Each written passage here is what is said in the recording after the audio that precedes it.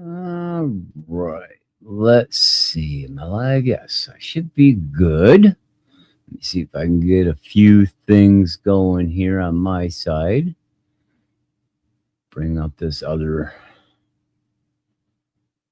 page just to make sure everything's looking good there. All right. Good to go. How's everybody doing? Hope everybody's having a good day. Been a while again. Just lack of gumption, basically. But it's a nice sunny day out. It's January, 23rd, 22nd, something like that. Let's see. 23rd. That's what I thought.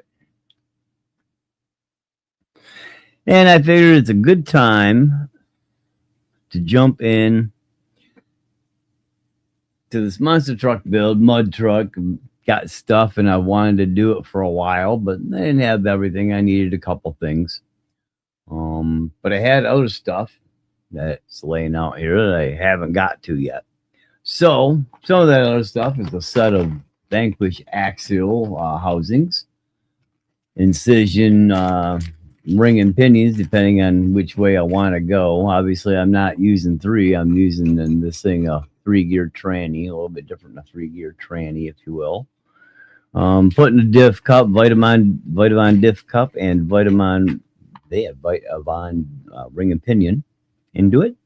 And that's going to be pretty much what I got going on this time at the moment. So I'm going to go ahead and start popping these things apart.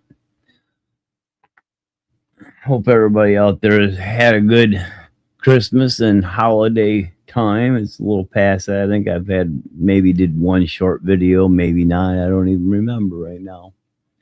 Last couple weeks, been kind of busy around here, taking care of a bunch of other stuff, getting things ready. Tax season and paperwork and all that crap.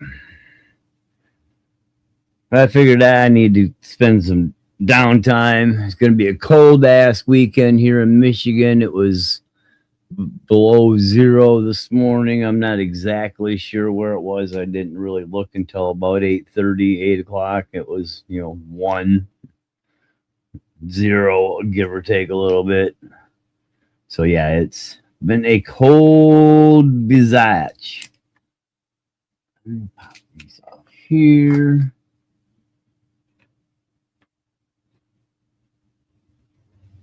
That's over here, so I got a place to put my stuff. Got a place to put my stuff.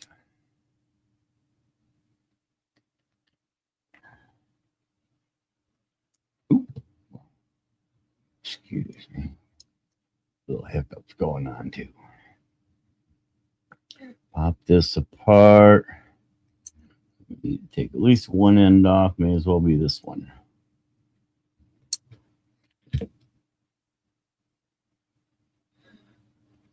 Hey, Ideal. Yeah, it's cold. I know quite a few states in the Midwest here are going to be seeing those zeros. You got to be pretty cold up there in your area.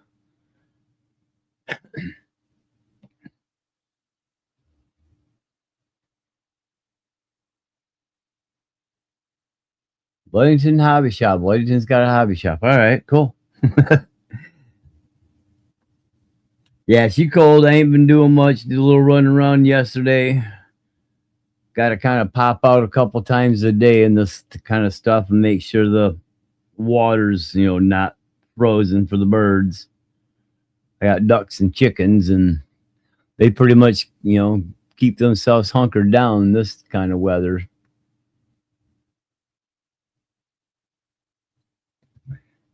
Put these aside because I actually had to whittle off a little bit of these screws so they weren't rubbing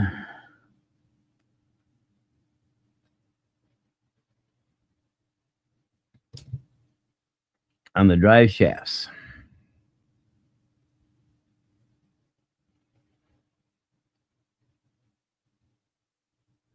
I do kind of like the way Trio did this with these kind of angled inserts. That way they can't twist and stay locked into place for you. All right, let's see. Yeah, it's all got to come off.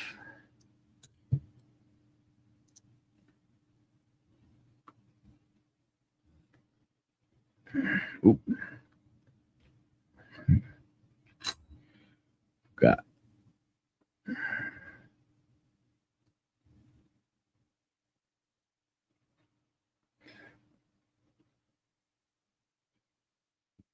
all the stuff on this side, no, the other stuff on the other side.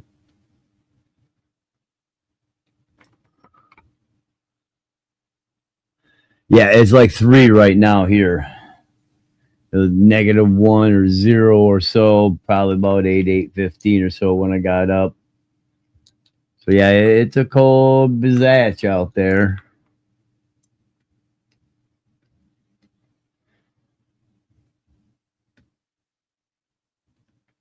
I did a pretty decent job putting this thing together, quite frankly. Kind of like how they did it. I did have to take just a little bit of the finish off on the knuckles. It's the only weird part about it, though. They kind of snap in this last little section. I don't quite get that. So I don't need, actually, I didn't need to take those out. Those can stay on here.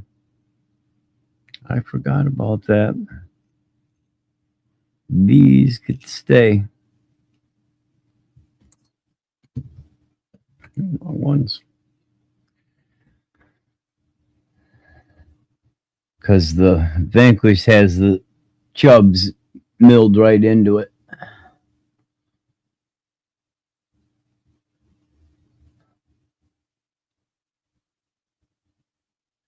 Right on.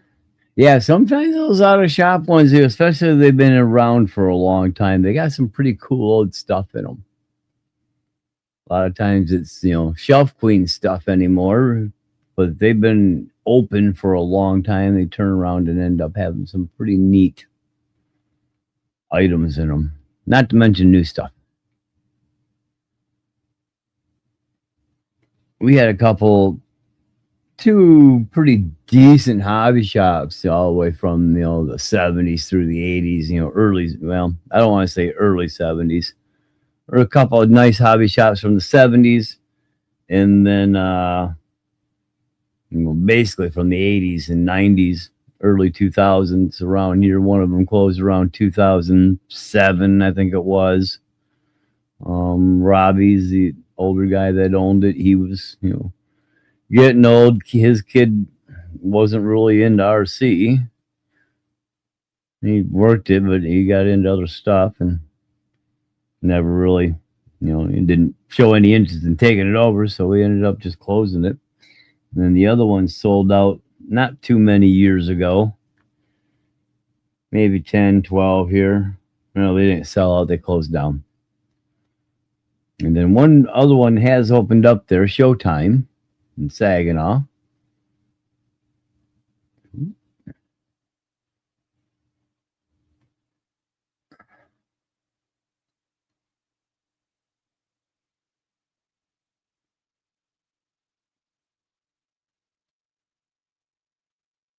Right on.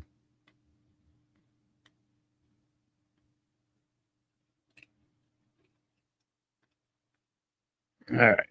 That's right. I don't need to take those off. Go right back on.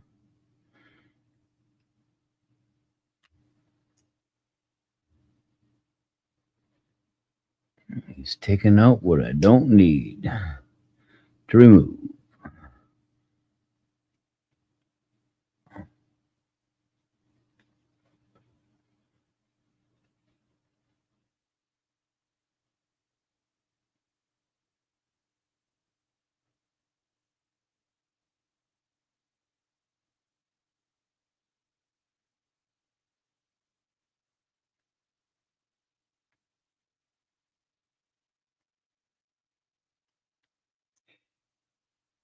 Yeah, we've got the two here, kind of local to me. One in Saginaw there, Showtime. They handle the large variety of things. And then there's on M13, just south, Cacolin area between Linwood and Bay City, there's the Conleys. They're a trailer dealer, camping trailer and stuff like that, but they also do Traxxas. So we do have at least two shops that, one Conley's carry quite a bit of all the Traxxas stuff. They got a fairly good lineup. And then the other one has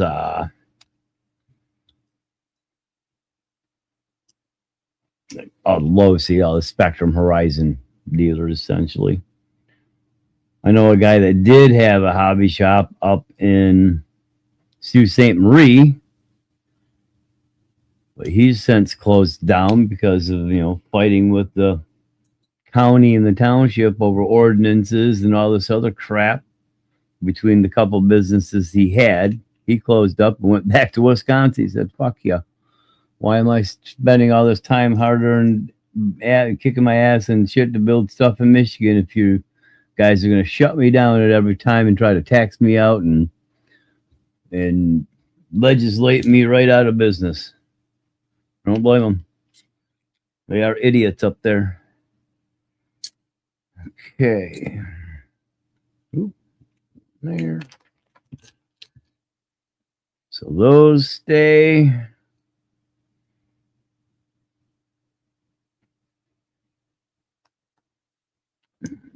What all I need out of this, because I got bearings somewhere. I'll pull those out so I can throw those in as needed and just set them up. Actually, I think, yeah, I can leave these all in here because I've got other bearings too.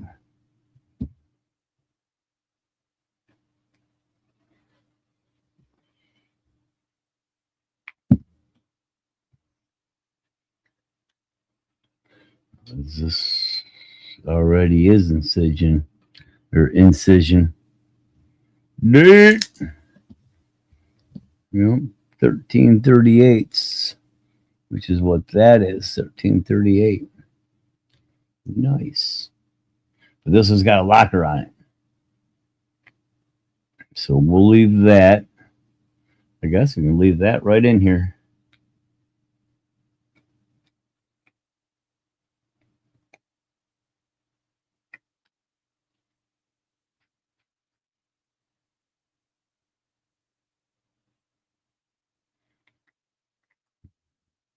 Might drop that over.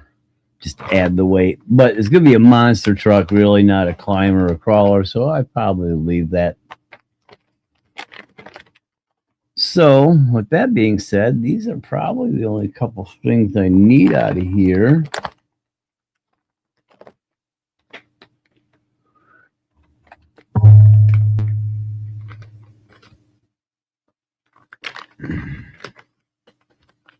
Grab these bearings I should have over here.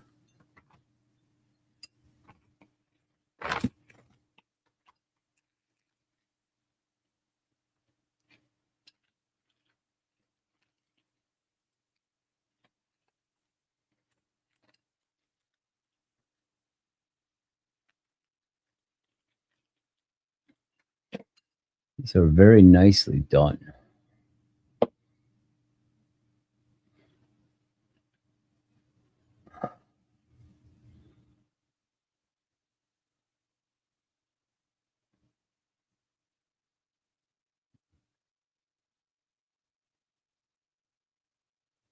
Little more clear shot.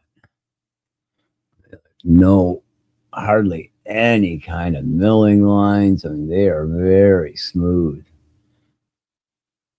This is why a lot of people, why is all the extra money? Vanquish is too much. When you look at the finish and the time on the milling, the process, and the quality of the piece, then the fact that it's made here in the United States with American aluminum by an American company, the $30 a piece, not to mention the quality of the stuff. It was a lot of things people miss is okay. You're going to save 30, 50, maybe even $100 buying stuff off, a China reseller or some Chinese, operation. You're not going to get the quality. Even their 6061 is not the same quality as American US 6061 aluminum. Same thing with their 7075. They are not always or hardly ever 901 or the 9001 certified for machining and quality control, and they're just not up to par. They're good, but it's lacking in places. That's the difference in the cost right there, not to mention, American company, and why there are a few Chinese companies doing very good work and putting back into the hobby or whatever industry they happen to be in. Let's face it, a lot of them have been taking out for years, and we've been paying that cost. And then we turn around and subsidize it by buying the cheap stuff out of China instead of supporting, U.S. companies. So I've always been a big advocate of supporting U.S. companies if at all possible when you can. Doing it just because you can save a couple of dollars, not that you really need to, but because you can. There's bigger cost than the savings you get. A lot of times it's what it's given back. What a company gives back to a community or sponsors and stuff. And there's another thing, some Chinese companies are doing okay with that. Not many. A lot of them are copy, paste, and cut the cost. Hey, Kurt, how you doing, buddy? So they're pretty straightforward. They've got some little cap here for stops. Your other pieces seems to be pretty decent, pretty straightforward. As far as it goes, let me see if I can dig out my other set of bearings here, because I need those.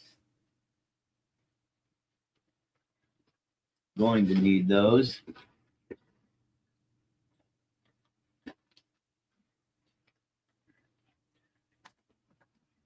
Those are probably not fast eddies anymore. Let's see. So the first thing I guess I'm going to end up having to do here to get ready is toss this diff together. So I do want to put this diff in here.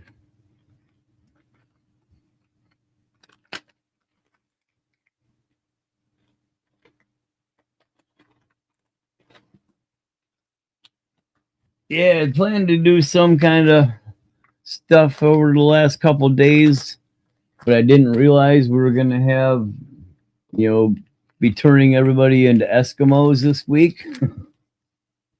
Mother Nature's got her own things going on, so I'm staying inside as much as I can and not trying to freeze.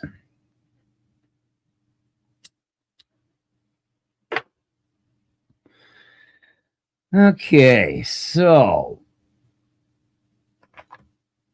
Vitavon Diff Cup. I haven't used one of these yet, but everything else I've gotten from Vitavon has been pretty damn high quality. And if there was an issue, they've taken right care of it. It's one of those companies going above and beyond. Though you're paying for it. I mean, for a Chinese company, the cost is quite high for Vitavon items. They're well designed. They're nicely made. They're overbuilt. Absolutely true. But they are very good. In my opinion, probably could, if they cut the cost of their out the door price by 20, even 15%, but if they did 20, 25%, which in my opinion, sure, again, great designs. They are making pretty much a lot of their own designs. They're not, pressing that copy and paste button to the most extent. Some of it is, but some of it, there's only so many ways you can skin a cat in some things. But their stuff does seem to be of very high quality. But it's pricey. And I think if it, that price would be warranted for what they're doing if the company was in the United States. I'll put it that way. They cut the cost by 20%, they'd be slamming every other reseller on the market. Not many other people would be reselling stuff because their stuff is that much better quality, in my opinion. Okay, so do I need that other? I might need that other piece here, or the other set of diff, just to get the other things out of it. All right, give me a second.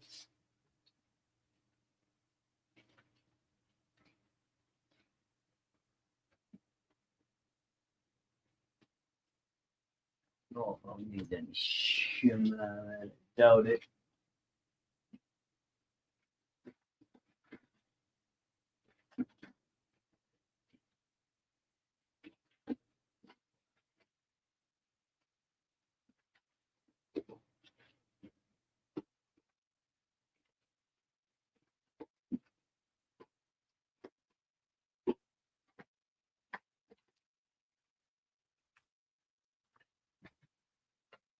One of the things I guess I didn't realize is you don't get cross pins and stuff. Glad I had this old diff. I probably got the stock diff around somewhere with toasted gears.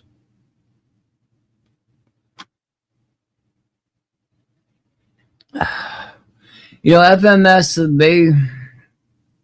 I'm going to say they're probably one of the better ones. And by that, I mean one of the very good ones. As far as that goes, they started out in plain, so I don't know a lot about them. They seem to be, even if some of their stuff appears to be similar or the same as what other people are selling under other brand names, they do seem to have things built to their spec in some cases. I don't know a lot about them. I've never owned anything FMS per se. Closest thing I probably had is the Rock Hobby 1943 Jeep. That was pretty much made by one manufacturer and sold by everybody the same as that goes. So all this stuff there, the only thing I really need out of here is going to be the gasket and the cross pins.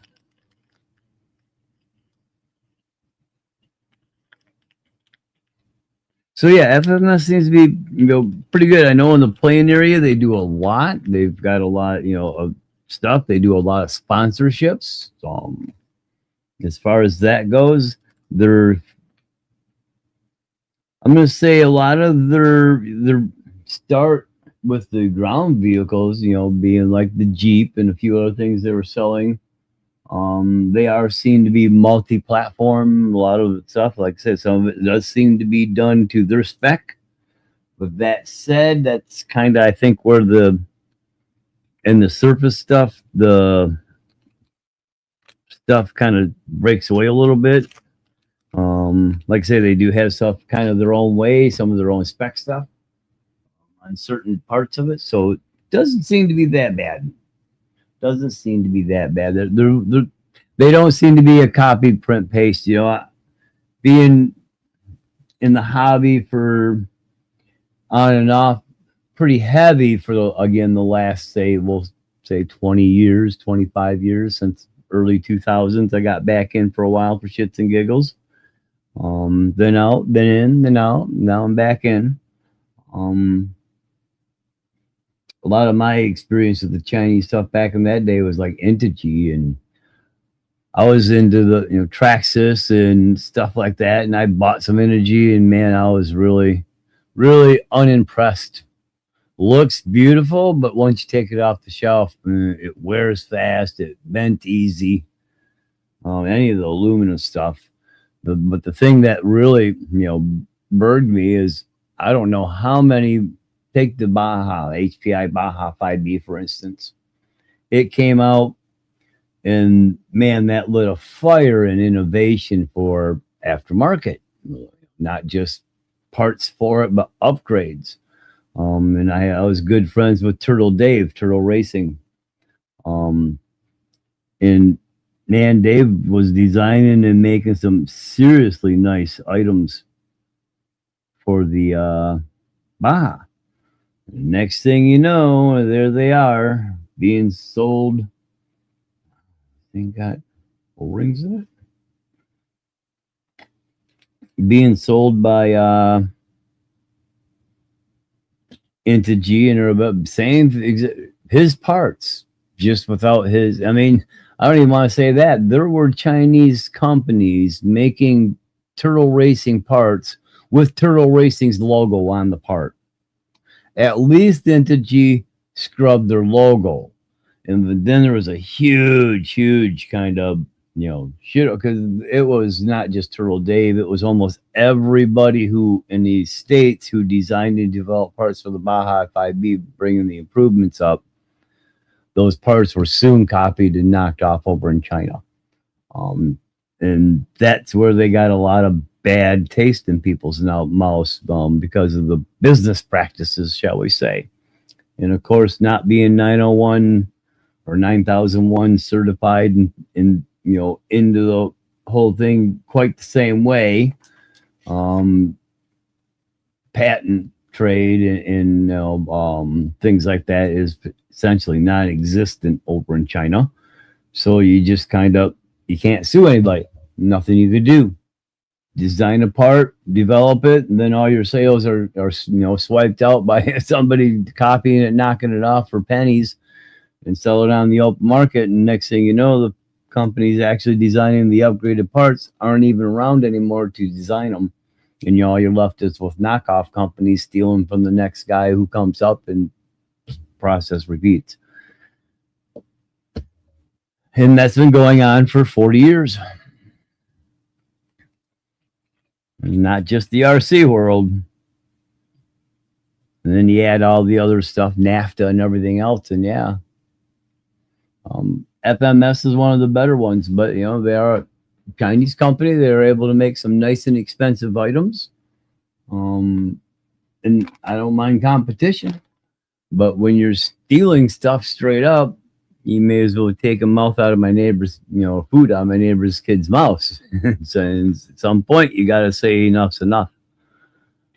So yeah, that's not just FMS, but just the entire world trade system right now. I mean, as a country, let's face it, I'll be 60 years old this year. And when I was coming through high school, I was being sold the concept, we're the best country in the world, i.e. we work hard, we go beyond, we dare to dream and do things that other countries couldn't or shouldn't do or won't, whatever the case may be. Yeah, it's probably not going to work. That's crazy. I'm surprised. I'm expecting to see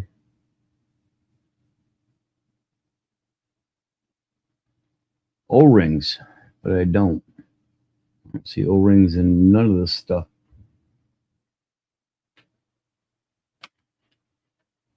Typically, you got O-rings going in this to stop the leaking.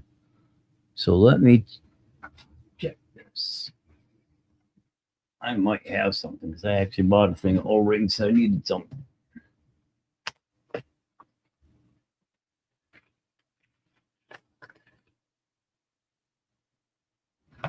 I mean, as an American, competition is where it's at.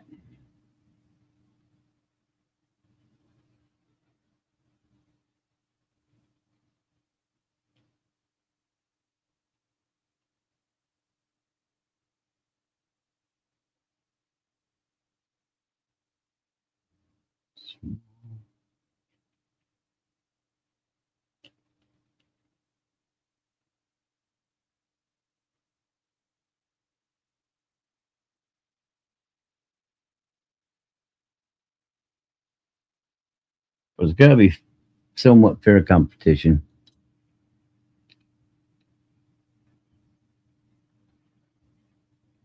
Can't stack the deck and then expect it to expect respect when people realize you're stacking the deck.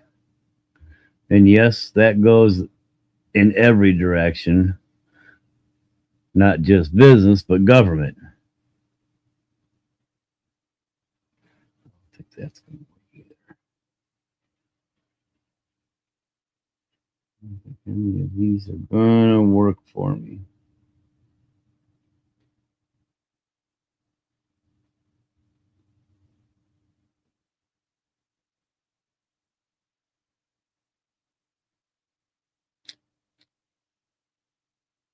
Maybe.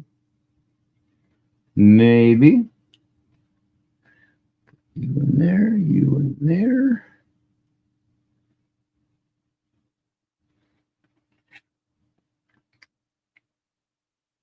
Yes.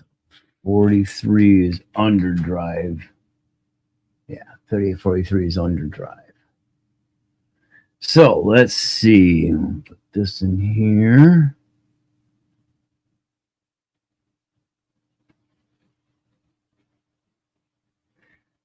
So back to where I was a little bit when I was in high school, the early 80s, we were being told,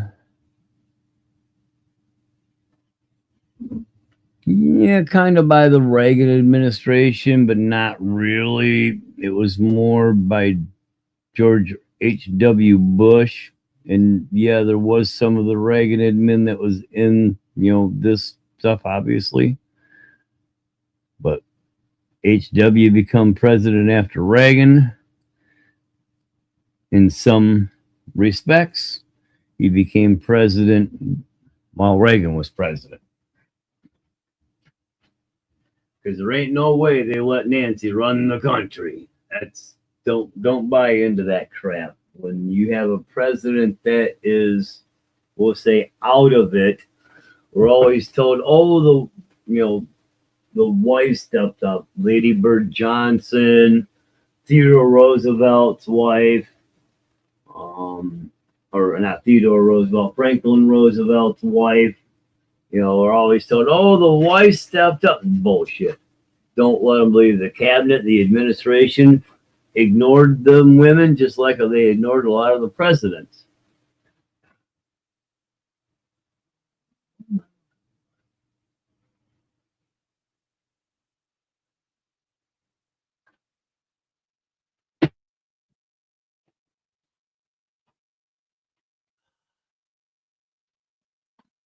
So yeah, don't buy that crap that, oh,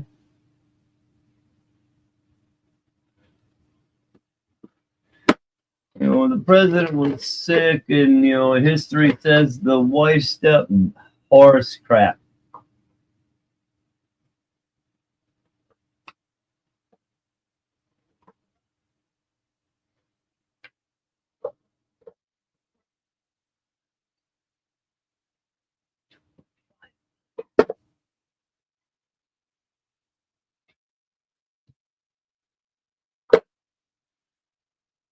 No, the administrative state will always run the show, even when the president's not having physical or mental issues, as we have personally seen in the last 10 years.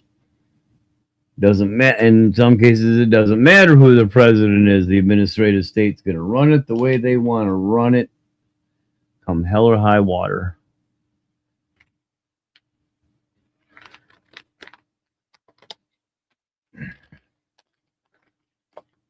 I don't mind talking politics in RC. I know a lot of RC people, you even get close to politics and it's like they're holy, you threw holy water on them and they're a demon.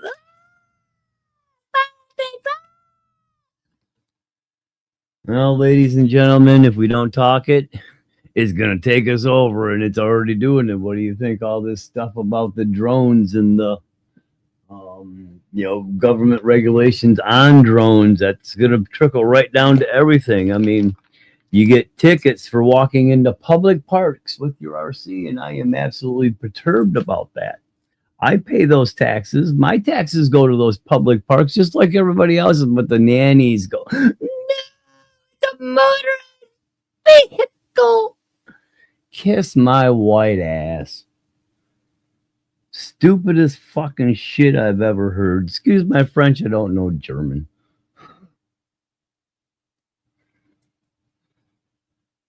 So yeah, it's annoying as piss. Which is why I'm a little bit more advocate of go tell them no. Get into their faces at the meetings. Go into those, public government meetings and tell them no. Take them to court. Sue them.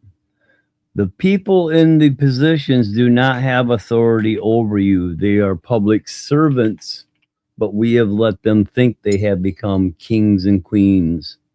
And it's time to reclaim our fame. So you will, if you will. Because they took an oath to uphold, and when they're not upholding, they need to be gold. Get them out. Change them, correct them. And the only way you do that is through either lawsuit or, unelecting them and totally berating them, chide them, let them know they're a piece of crap. Tell them they ain't got that authority and prove it. But people don't want conflict.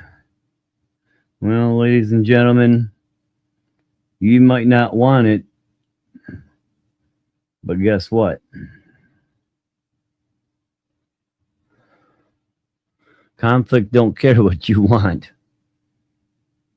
Conflict don't care about your feels, especially with the way things have been going.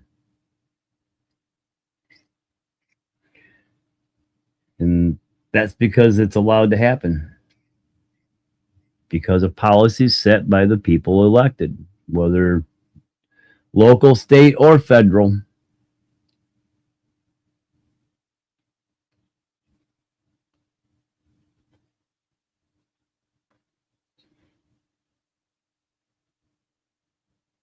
I am all for putting government back in its place, but I am not a libertarian. I would be far more considered to be originalist, constitutionalist, liberal. I know a lot of people say liberal because liberals today are not liberals, they're insane. Constitutionally speaking, the founding fathers were classic liberals, not monarchists. This is before we even really had what we know as a capitalist system, which we don't have, by the way. We haven't had a capitalist system at least since 1912, 1913, essentially.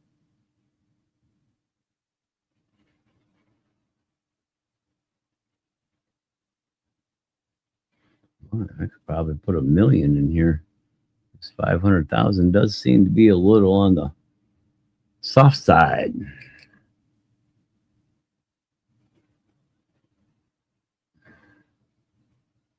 A little bit more in here.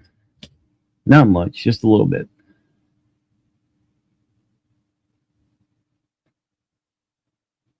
And don't be sorry you asked, Ideal. Oh my God, I'm sorry I asked, man. Because I can see some people thinking that. You might even be thinking, I don't know. But yeah, there's a lot going on right now. And to try to separate them is nearly impossible because of politics. Politics has drained itself into everything because why we were just living our lives, busting our ass, doing what we were told because they told us, we got this, don't worry about it. We've been getting fleeced, screwed, backdoored, and every other unsociable thing that could happen to a nation. Okay. Put you here for a minute. Clean them up.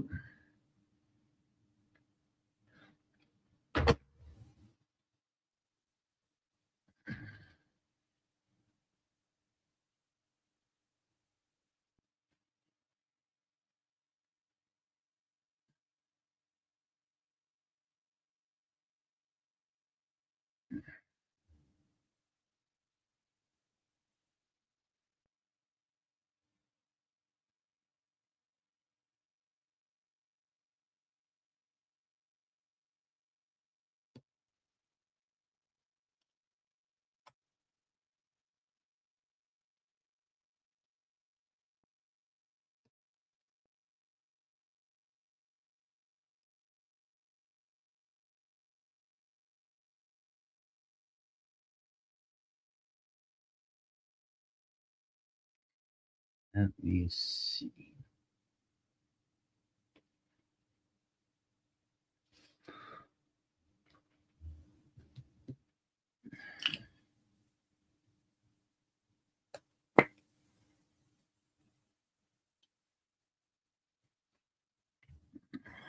Okay.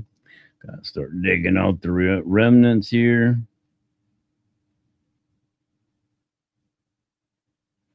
Probably start cutting off the piece here. Out almost. Gotta get some more.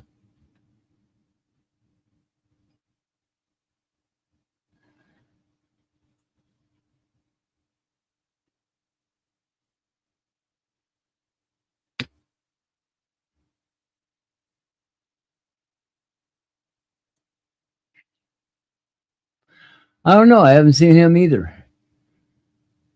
I haven't even seen him much on your Facebook posting. Usually I see him popping up posts here and there. Hope he's okay.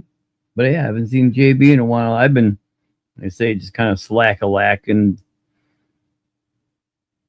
Yeah, I could have been recording, but I wasn't. I wasn't doing much. I mean, I did some stuff, obviously. You can see this monster truck sitting here. I assembled that over the last week. So there's stuff I could have been doing. I probably should have been on video.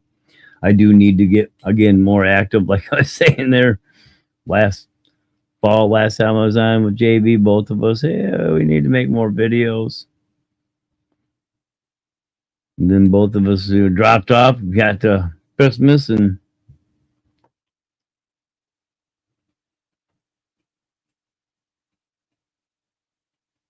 of course I gotta get out and find my arse some work here real soon too.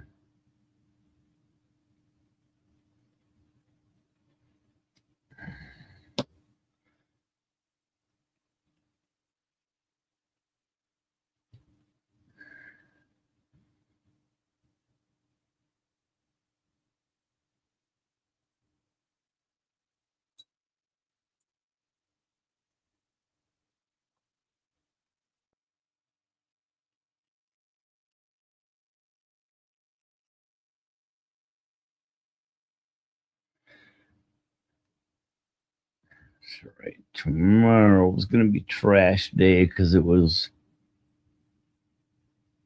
Martin Luther King Day on Monday. So everything's a day behind as far as trash and that kind of stuff this week here. Well, everywhere. Federal holiday.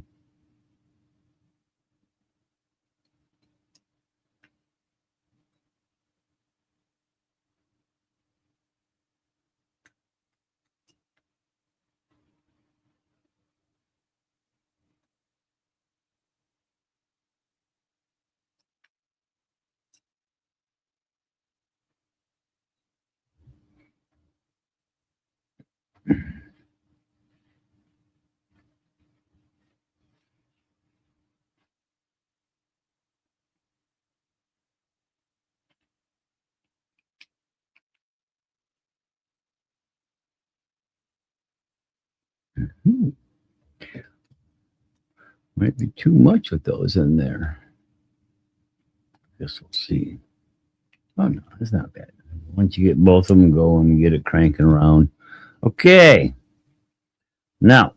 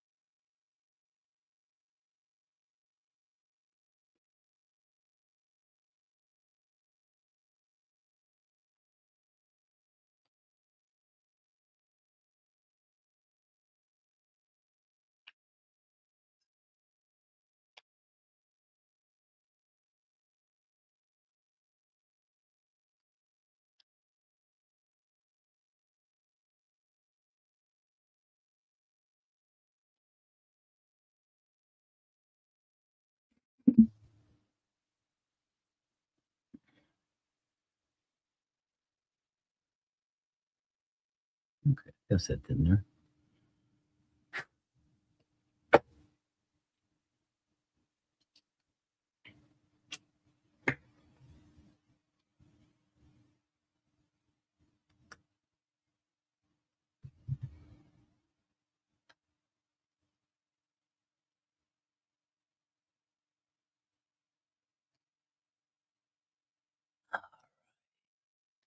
Let's get some of this crap out here.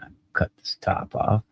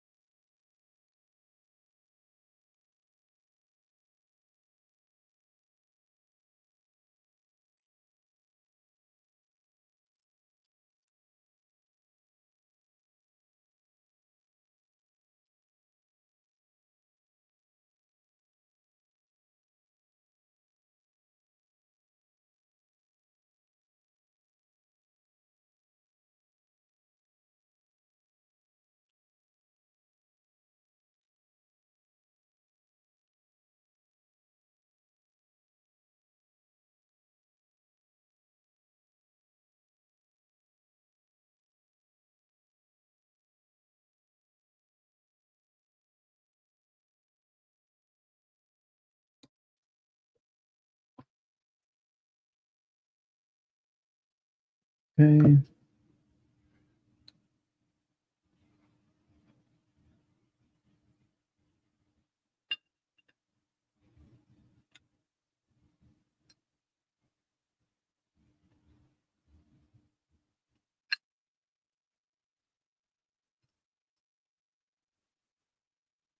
Whoop.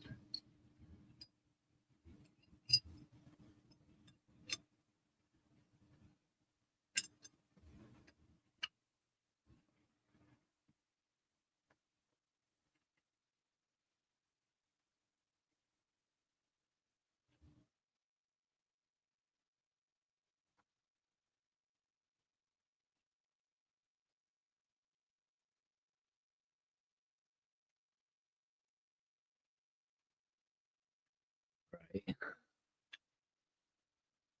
Let's see.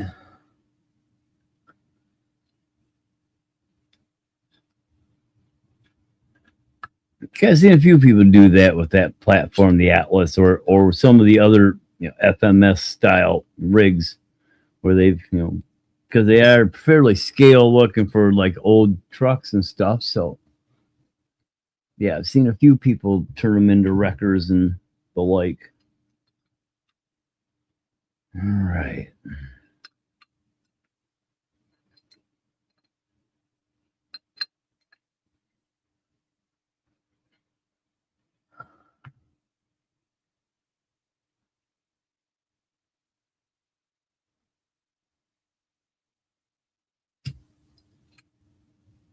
Yeah, that's the other side is most of those style vehicles like the FMS or the Rock Hobby and the other umpteen branded Habeo and all these other items that are coming up out of China. Prices are decent. Units aren't too bad. The Rolaro, I mean, they got their business issues. I mean, I'm talking about Rolaro themselves, but all those companies, like I was saying earlier. But yeah, very little to no support stateside here.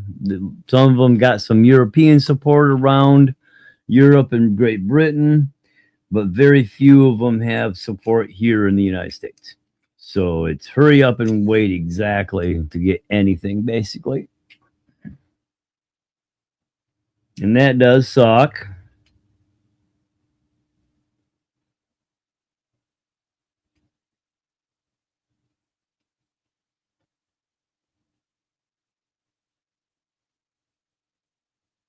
So yeah, order and wait. I mean, do that half the time anyways. But yeah, half the time you can't even get to a hobby shop that would have it, let alone, you know, we can order it for you. And that's, you know, one of the killer things with hobby shops. It's one of the things killing them is we can order it for you. I know you can. A lot of us can do that too. And it sucks, but it is what it is. So let's see what we got here. M3 by 10s.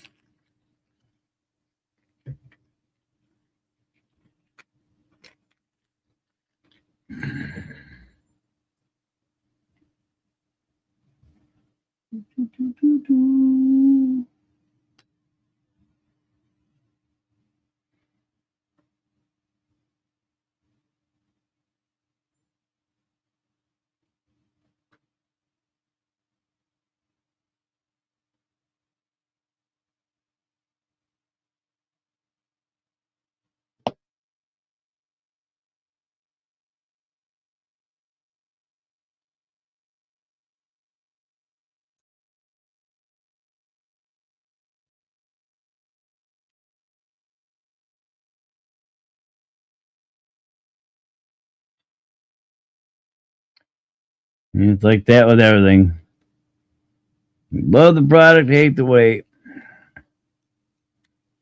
I mean, there are some, thing, at least companies like Amazon, as much as I'm not a huge Amazon fan, they have made it available for easy delivery of a lot of this low, inexpensive shit out of China, which, again, like I was talking about earlier, isn't exactly a good thing.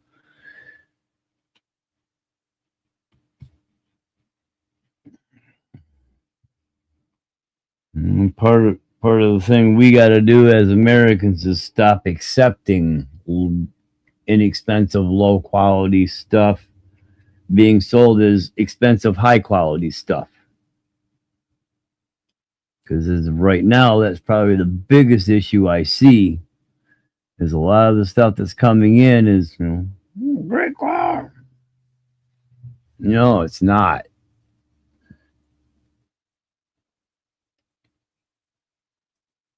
It's okay quality, it's decent quality, but honestly, we've been paying American quality prices for non-American quality crap for 40 years.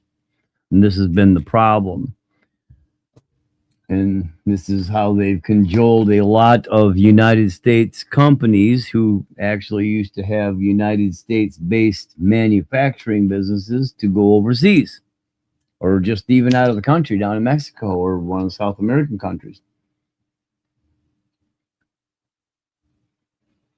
And a lot of people are going to say, well, it's capitalism. What do you expect? I'm going to disagree. The moment you have government getting involved in writing legislation, it is no longer capitalism. Full stop, period, end of sentence.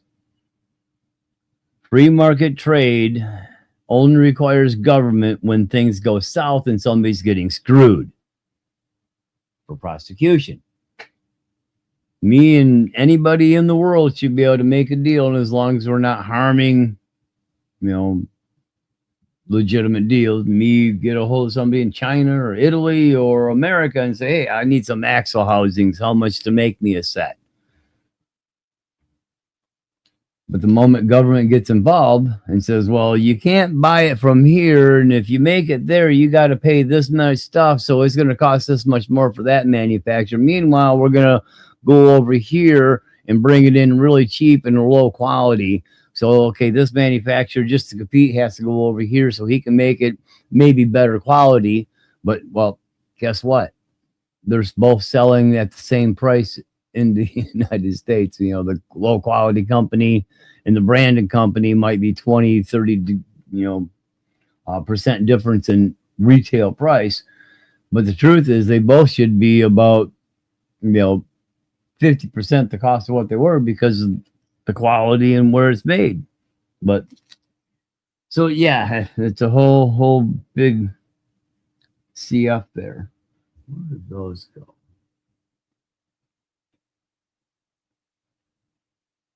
Oh, I think those got to go on the inside.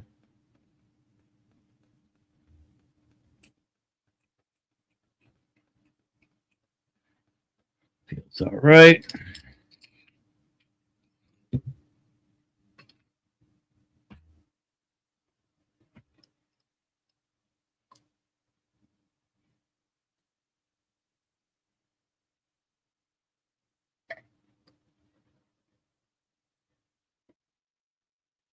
I guess that was right.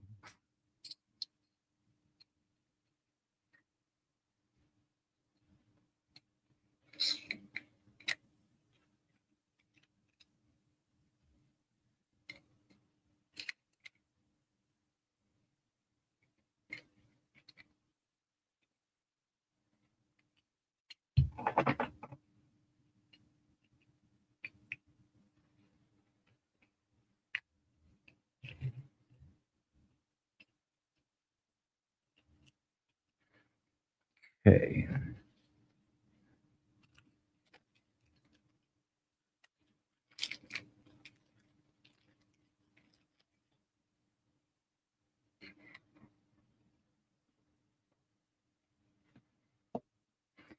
I guess I'll use these for now.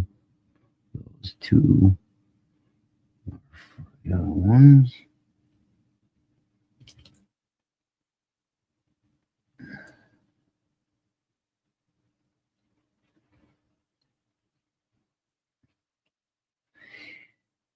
Yeah, we pride ourselves, at least our parents and grandparents and great grandparents and great great grandparents and maybe even great great great great grandparents, depending on who you are and how long you've been around and blah blah blah. But yeah, we pride ourselves in doing things above quality, going beyond what is expected. Put that extra personal touch in there to make sure things are not having issues. That's how we built the reputation we did and the industrial base we did, by not saying, okay, that's good enough.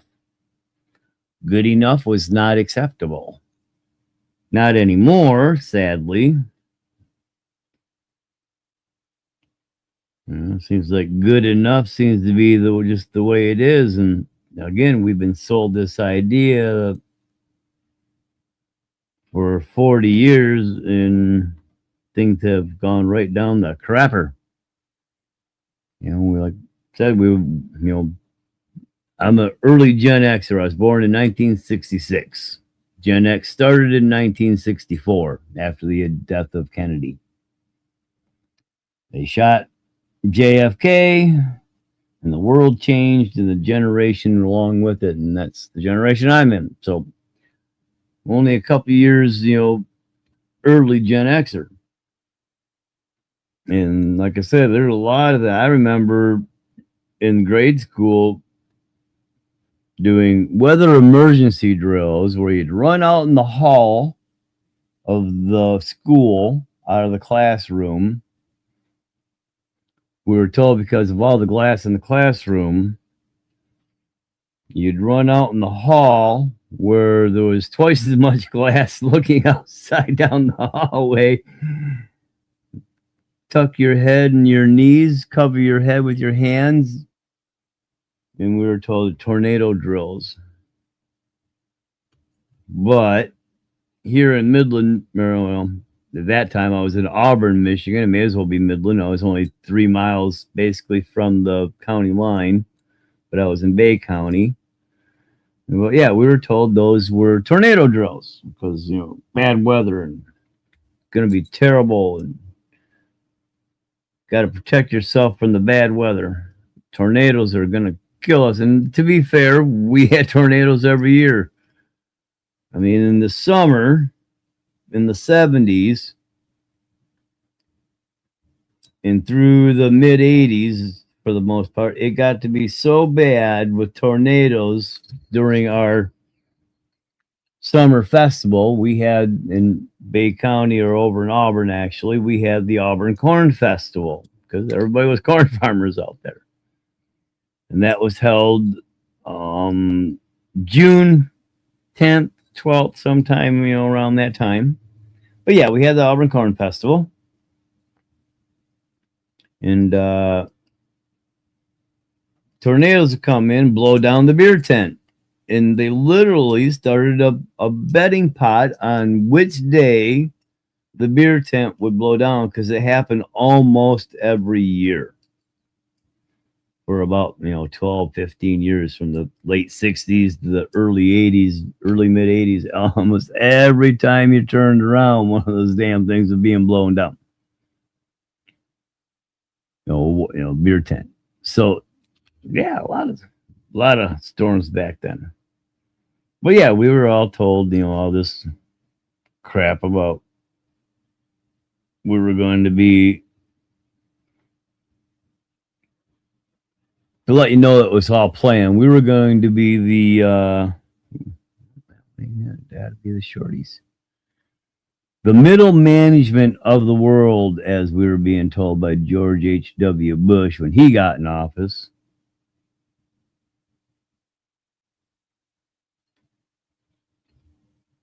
But I got thinking about that and going, well, wait a minute.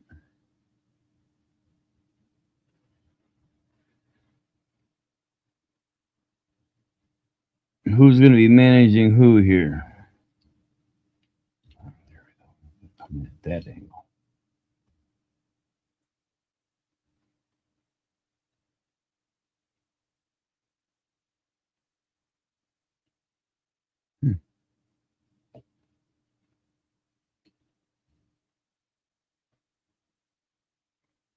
That. What I got to thinking about is, well, you only need one middle manager to handle, so many.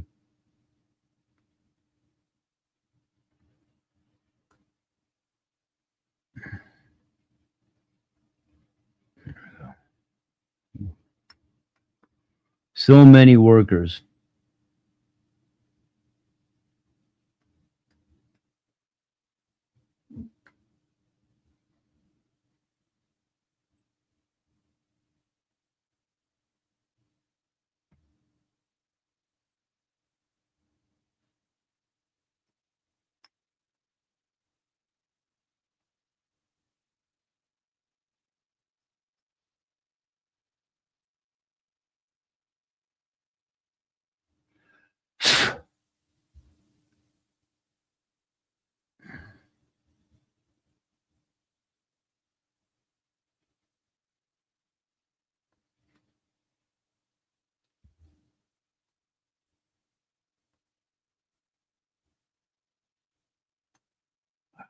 You kidding me? That sucks. You broke the head off that bolt. I don't know if I've got enough there to get that out. Binding up in there, but all right. We'll leave it for now. Going to be a used and abused truck anyways. Come on.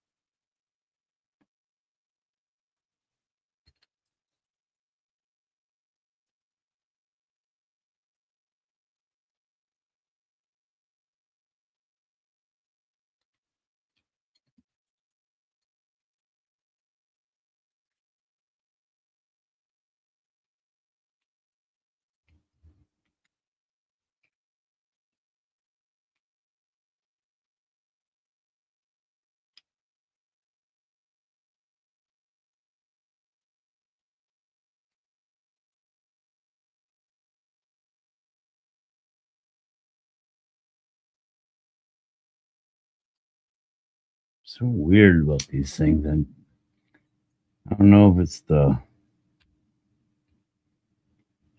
trails or what, man.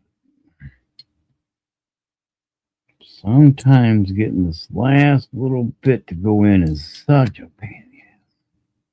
You in there.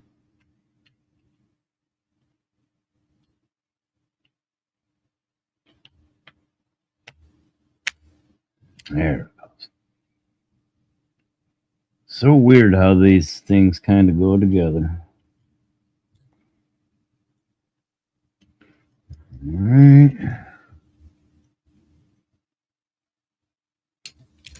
Much better than it was on the other ones. When I had them on the seal chubs, they were still binding even. See, that's still binding a little bit there, but loosen it up a smidge and she's good to go. And then these go in.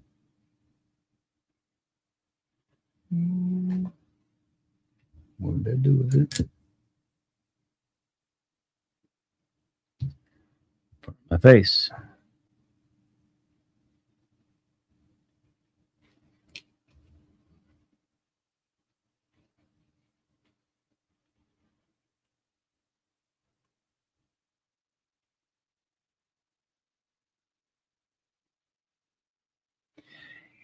Yeah, we didn't realize quite how fortunate we were in 1970, 75, even into the early 80s.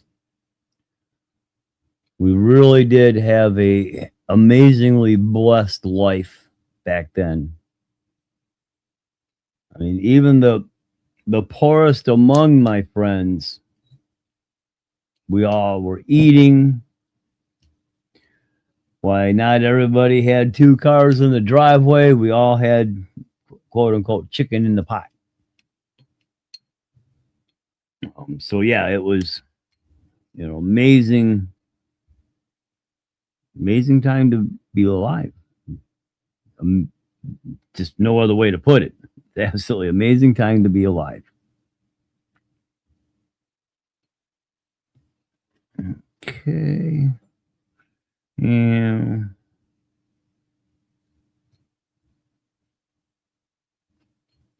Because it doesn't. That's right, it doesn't either.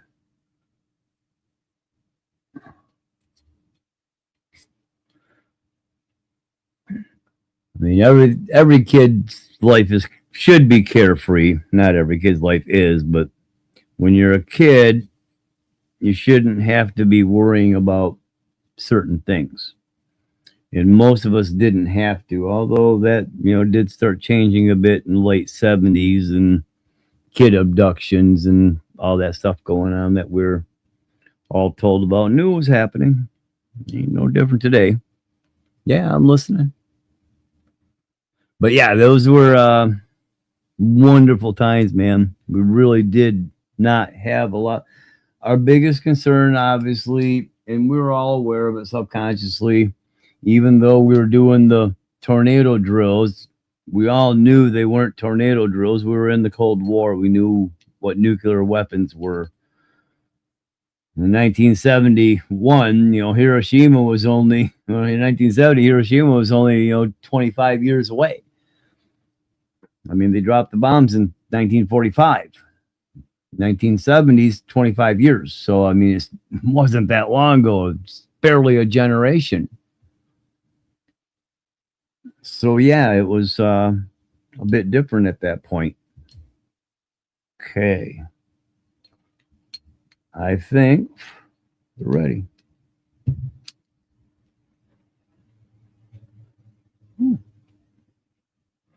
All right. One side down. And this, we'll go ahead and tighten these back in.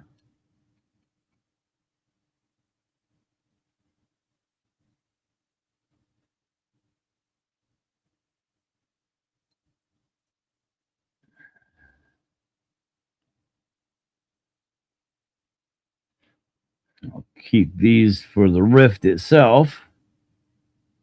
Toss them on that.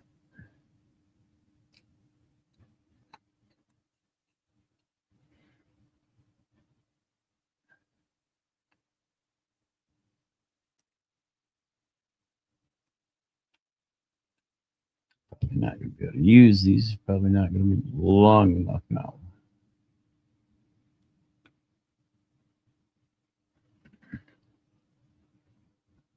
Oh yeah, one more. A couple more things I got to do yet before I'm done with those axles. Don't want to forget.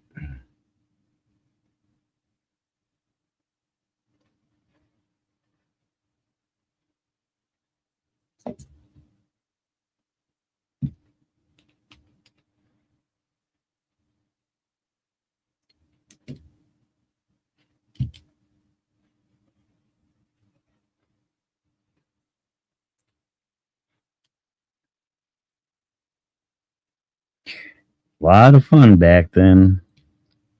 A little trouble too here and there.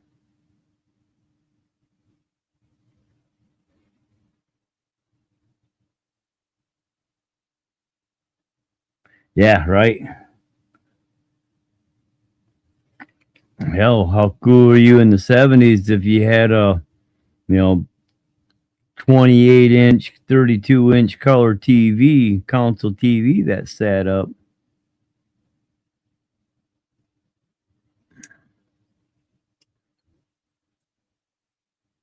And an Atari hooked to it.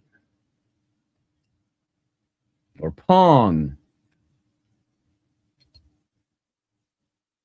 You were badass if you had an Atari and a Pong. Yep, color TV. Old console wood box color TVs. Come out in the early 70s, late 60s. Yep, we were fortunate enough to have one. Of course, like all kids, I was the remote. Well, I was the youngest of 5, so I was pretty spoiled ass rotten remote control, if you truth be told. But even being the youngest of 5, my closest sibling, 7 years older than I am. So there's a little time gap between us. The other 4 are all 1954 to 53, 54 to 1959 within a 6-year period, 4 kids. And then I popped out some 7 years later. My mom, I guess, lost a child between my closest sibling and myself. So there would have been one more of us. I would have had another brother, I believe. But she lost him sadly.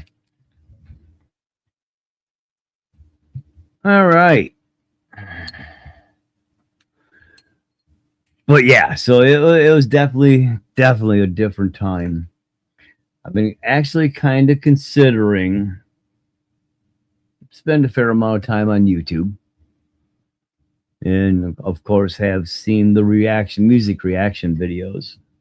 A lot of these younger kids, millennials, Zoomers, even Gen Ys, Gen Zs, finding our old music and stuff I grew up on. So they're all doing reaction videos and, you know, getting their jive on over what they feel the music's representing and what it and how cool it must have been, you know, or what, you know, what were they thinking, that kind of thing. I've been debating on actually jumping in and starting a video channel, reaction channel, reacting to the reactors and kind of going over not what they think it was kind of like in the 70s or the 80s or the 60s, which I can remember the 60s, believe it or not. I was born in 66, and I'm one of those strange people that got that kind of memory, even with all the cannabis I smoked in my life. I can remember even now laying in my crib singing songs to myself. My favorite song, give me a minute here. I remember, yeah. Oh yeah, you remember it, you can't remember it now. Bye Bye Miss American Pie. Don McLean. Drove my Chevy to the levee and the levee was dry. And good old boys is drinking me on life, singing this will be the day that I die. This will be the day that I die. So yeah, I got a lot of memories. Probably part of the reason I'm so damn political. Still at 60, I've been political my whole life. Literally my whole life. It is my first political memory where, you know, things are going on. Of course, there was the Vietnam War, it was happening, and I can remember some of the news stories and things like that at the time. Soldiers coming back, relatives, friends, neighbors. But the thing that really got me politically was when Robert Kennedy was assassinated. That was in 1968, and I was just over 2 years old, probably. So I was born in August, and I believe he was shot in November, December 1968, October, leading up to the, might even been earlier in the year, I think it was actually earlier in the year because they were doing the campaign to see who was the nominee. I believe it was. So, yeah, it might have probably been in June even. But that was my political awakening. Watching Mr. Green Jeans and Captain Kangaroo and getting a breaking report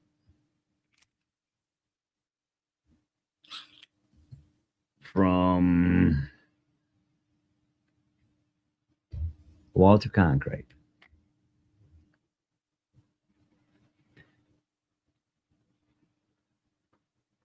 And that's when I started paying attention to politics. I lived a very strange childhood, but a wonderful one nonetheless. If I really broke down things that were going on in the 70s, people would think I would be lying out my bloody teeth, even though I don't have any anymore. But no, some crazy days back in the days, shall we say. I did things most people wouldn't even have thought possible. And I'm not saying I went and did superhero stuff. I just did things that most people wouldn't expect your average 5 to 12-year-old to do. I attribute that to the fact that I was the youngest of 5, 7 years between me and my closest sibling. So that has quite a bit to do with it, in my opinion.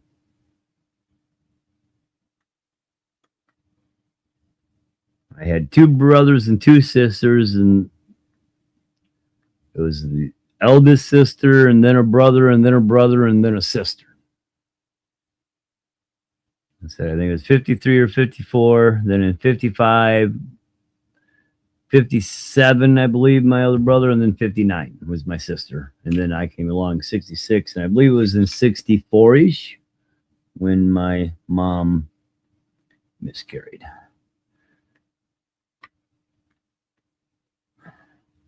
That's probably got a bag of bolts and screws with it. So these can stay in here. Actually, I don't even need that. I think the only thing I'm going to need out of this, quite literally,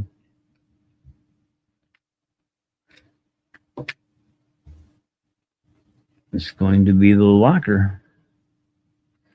So yeah, I do have to take that out because that's got to come out because I got to peel the locker off. And I already got 3813 back here. That's the same. Yeah, I won't overdrive it. I'll leave 3813 in here. All right. So this whole thing going there. Sweet. The only thing I don't have is a locker.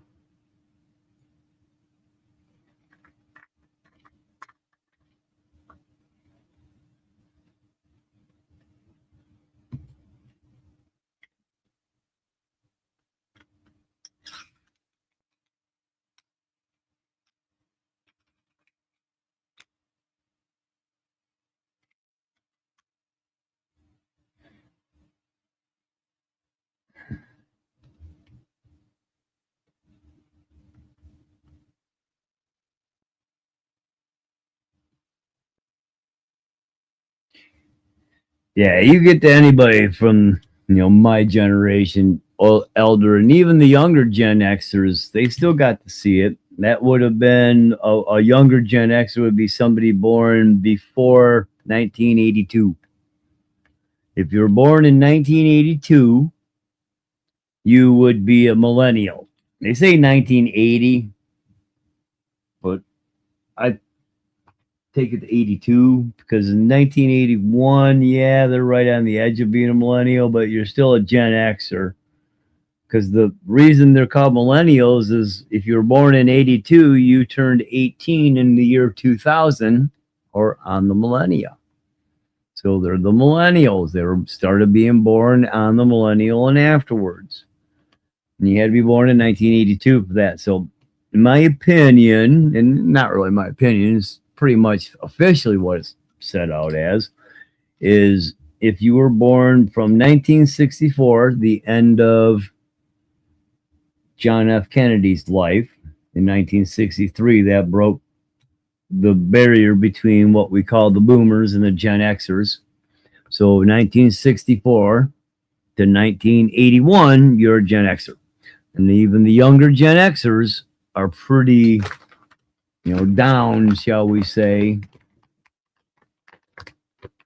with the same stuff because, they had all older brothers and sisters that were, hardcore Gen Xers. And that shit rolled downhill.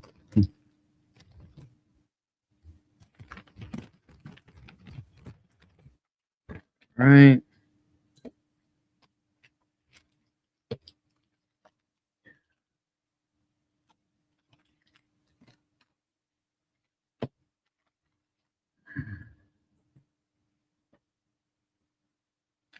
So actually, before I go too much farther, I got to put these in. So they're in place.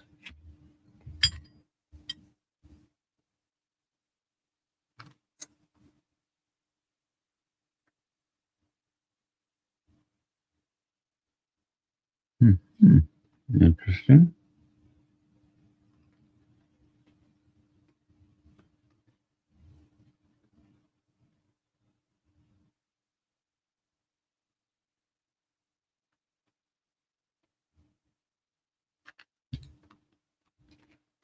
Expected that would have went in there.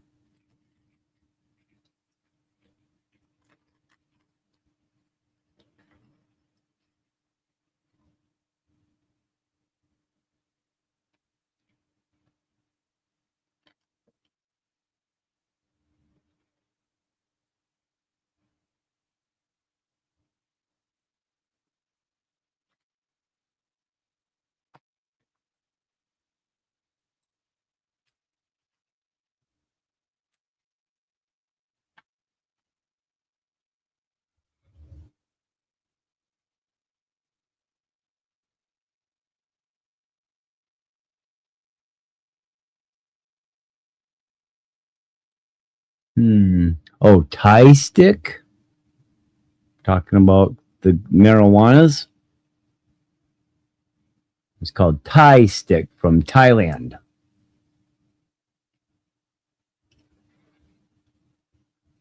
Kind of funny because if you ever watched Cheech and Chong, they make fun of that. They do that Tide stick. You guys over the Tide stick? No, it's Thai stick from Thailand. Yes, Thai stick. That was some very interesting cannabis, and it wasn't actually well, it was. It was cannabis and opium. So what they would do is they grow cannabis. They're in Thailand, and they grow some pretty good cannabis. Pretty much right. Thai stick. But some people called it Tide because they, even in the 70s, they didn't realize that it meant Thailand. And there's a reason for that. Not that they were just inept or ignorant or stupid. There's a reason for it, and I'll explain it as I kind of tell you about it. So Thai stick. They take cannabis, grow the cannabis, red it out like you normally would for any cannabis, and then they would take the cannabis, roll it into long worms, half-inch round, quarter. They grind it all up, and it was super sticky cannabis. So they'd break it down, get the seeds and the stems out of it, and nothing but the bud and nothing but the leaf, good bud and flower. They would get it and roll it out into a string, if you will, about a quarter inch, a half inch big. And then they would turn around and wrap that around a stick, piece of bamboo, actually. And then they would literally tie it with some string, some vine string that they would make. They would tie the cannabis to the stick so it wouldn't fall off. They'd kind of essentially wrap it around, encapsulate it a little bit. So they would tie the string to the Thai weed, and that's where it got called Tide, as in it was tied to the stick. But it was called Thai stick because it was from Thailand. But then they would wrap the cannabis around the bamboo stick, and then they would dip it into warm opium. They would take opium poppies and gather up the poppy and get it all warm and soothy and milky, and then they would dip that Thai stick into the opium and then hang it up and let it drip dry, keep it really warm so most of the stuff would drop out. And that was packaged up and sold by the foot, and that was called Thai stick. But a lot of people confused it because it was tied to, when they actually got it, there was still a string wrapped around it. You had to undo the string. It was right out of Thailand. But that's why they called it Tide, as in tied to the stick. But it's actually Thai, as in Thailand. More random shit you find out on my channel that you never would have known. I do. Like I said, I got one of those memories, so I can I can inform a lot of people of some old stuff. You don't have to believe me. I don't care if you do, but that's what it is, and people can believe that stuff, whatever I tell them or not, because that's what it was, and that's how it was experienced by myself and everybody around me. Yeah, that's Tide stick. That's I always found that funny. Even back then, because I knew it was Thai stick. Like I said, I'm the youngest of 5, 2 older brothers, both born in the 50s.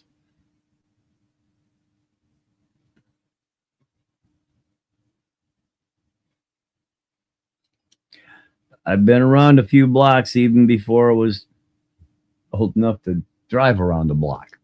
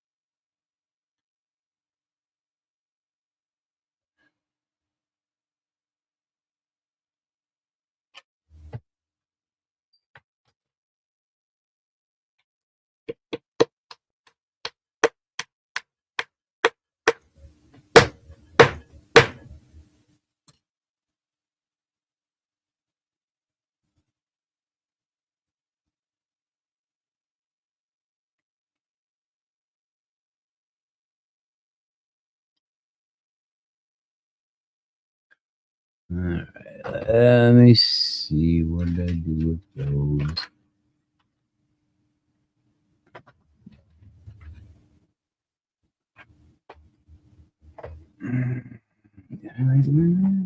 Yeah.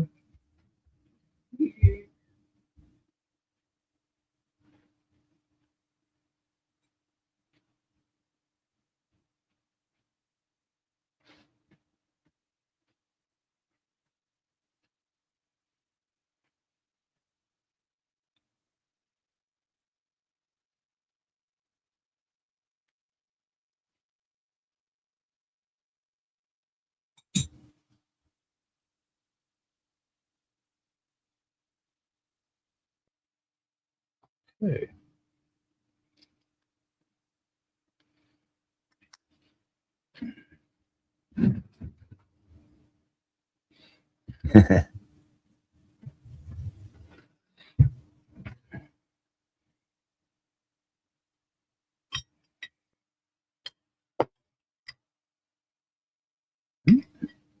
It's not yet.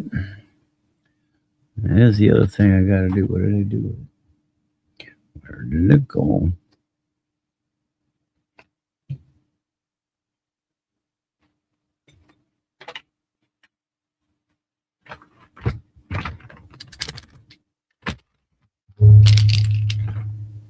Because I did bump it in there. Thought I pulled it out.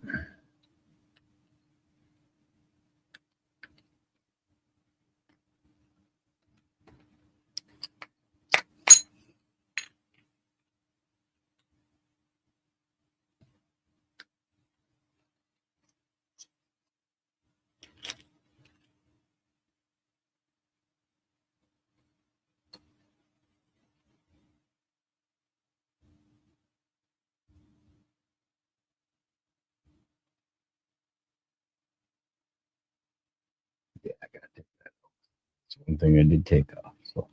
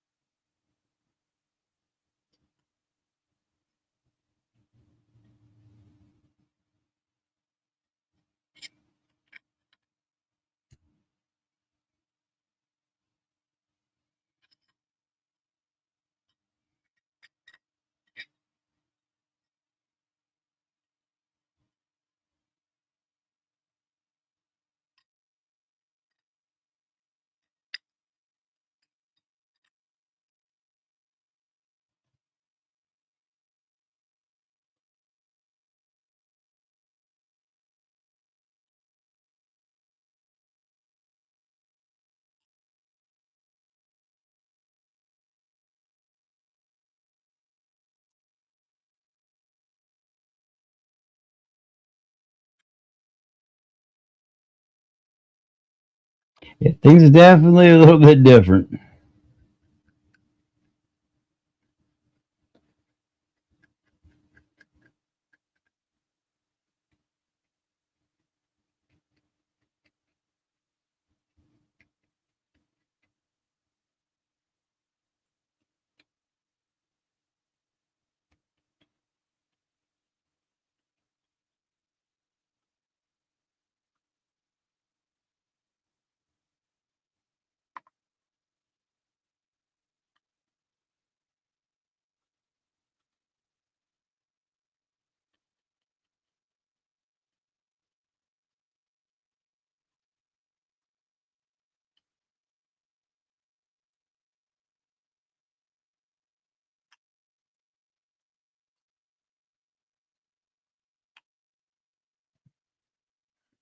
Okay.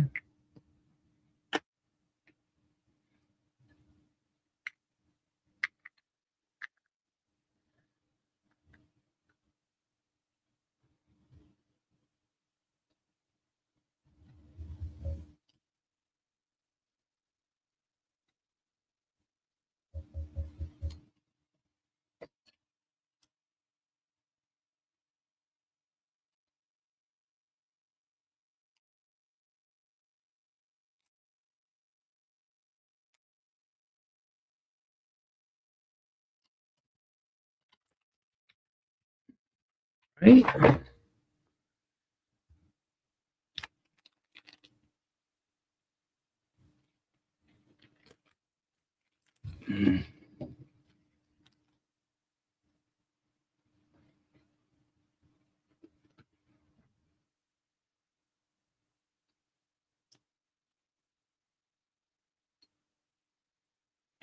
Yeah, Vitavon do make some pretty decent Ryft items, no doubt about that. I mean, they're pretty kick-ass, absolutely.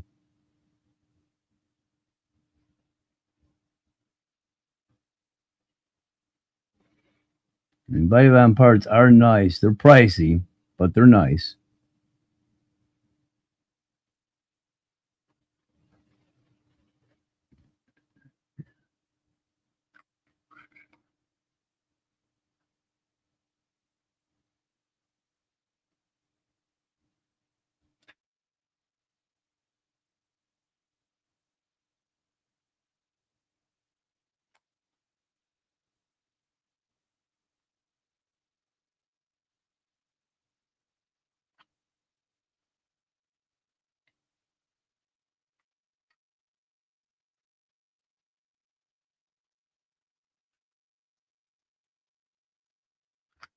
Well, thing.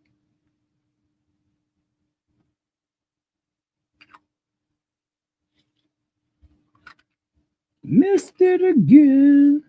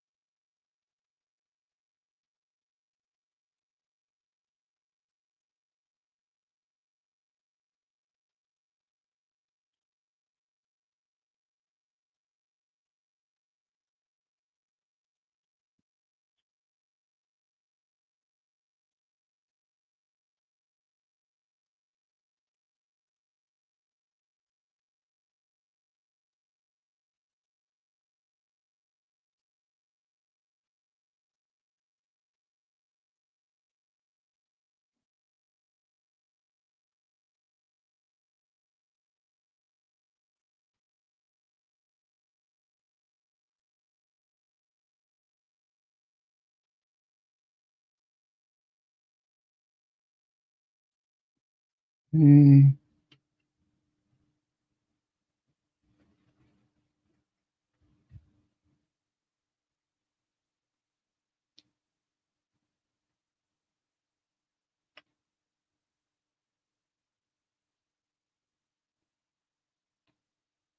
yeah. Good dog.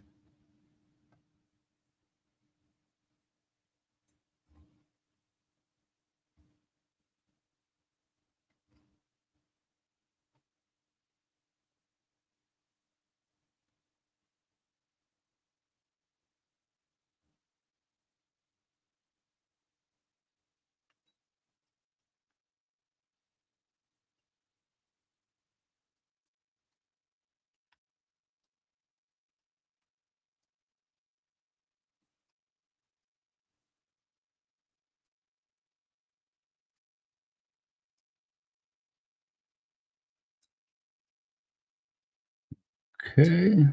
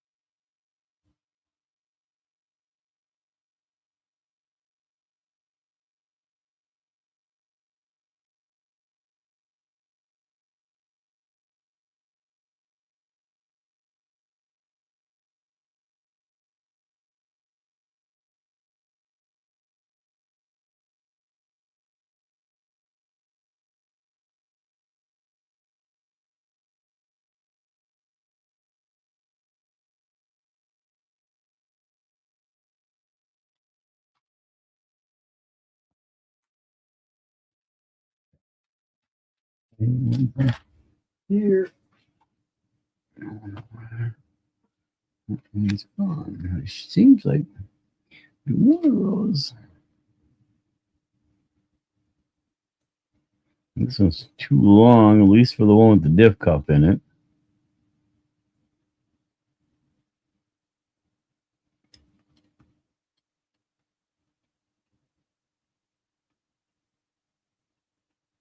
We'll see. We'll see if that one works or not.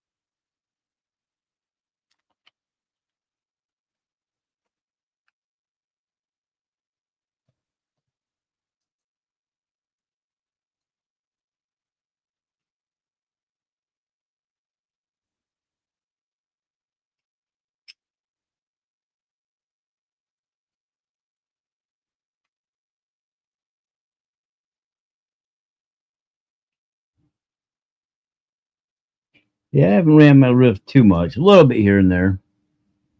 A little bit, more than what I've got area to run it in for. There's a couple spots, get up by Gladwin a little bit. There's a couple nice spots up there where there's a whole bunch of hills.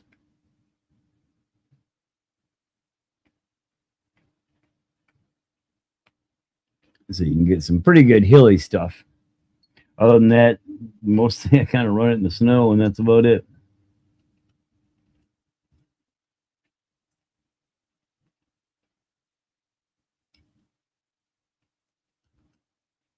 Clean these threads out here first.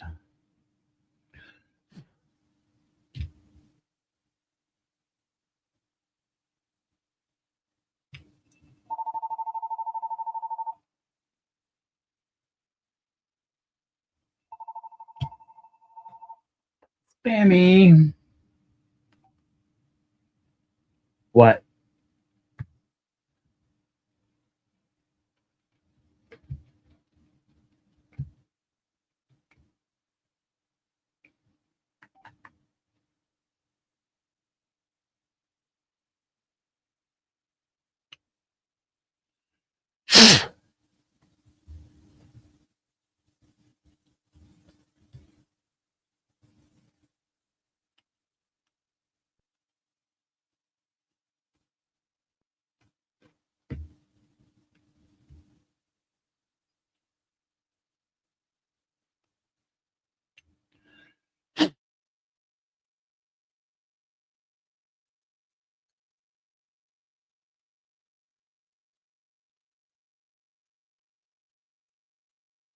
Got some smuts in it.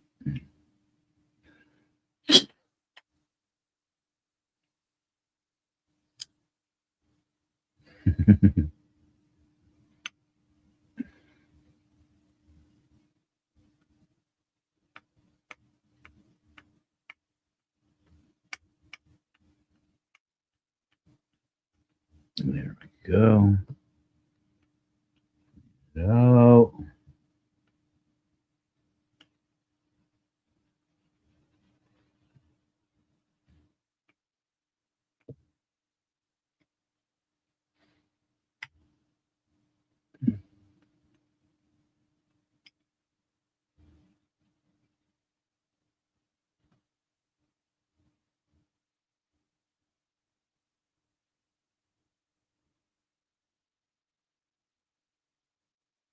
Bending spoons, huh?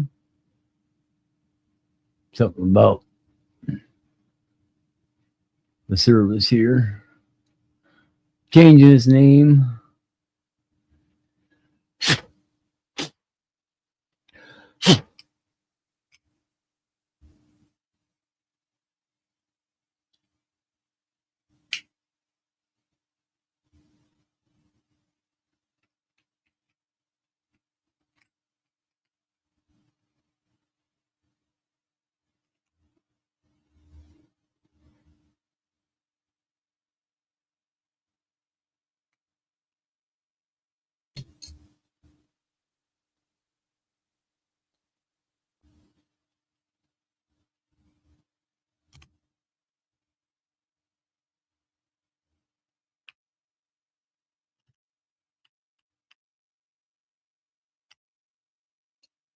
Okay.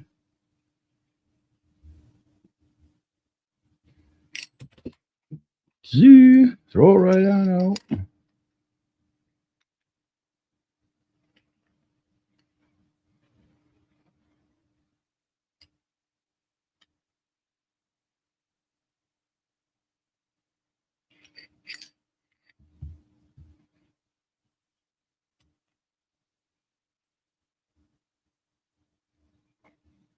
Gotta be in there.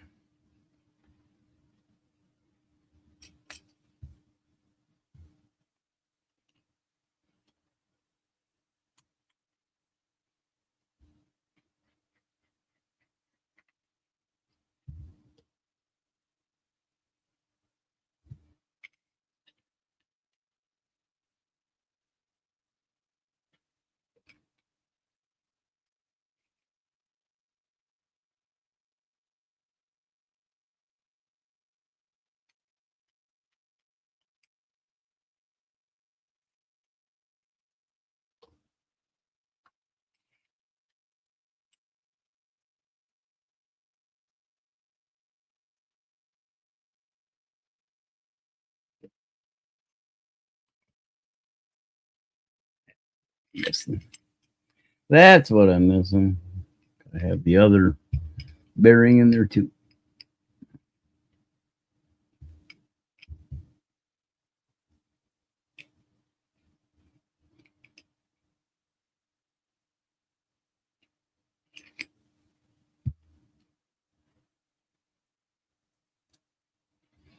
Knew I had to be missing something. That axle should not have just slipped out of there like that.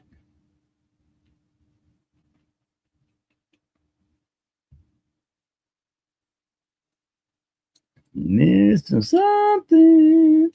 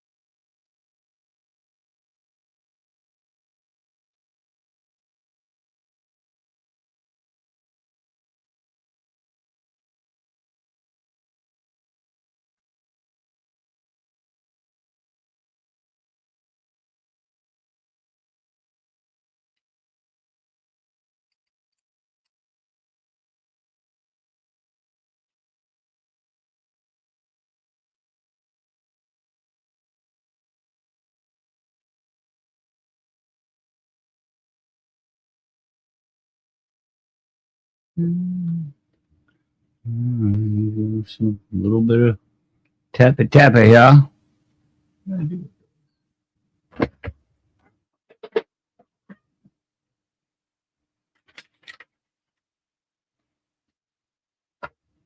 Well,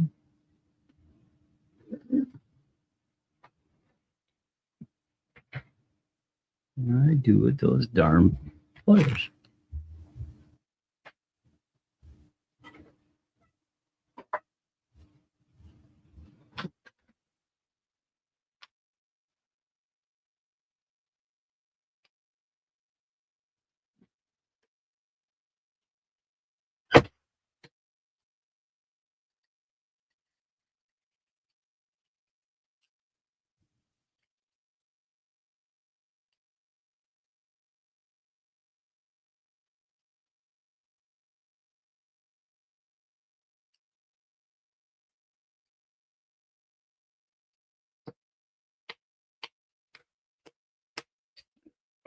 That popped it in the rest of the way.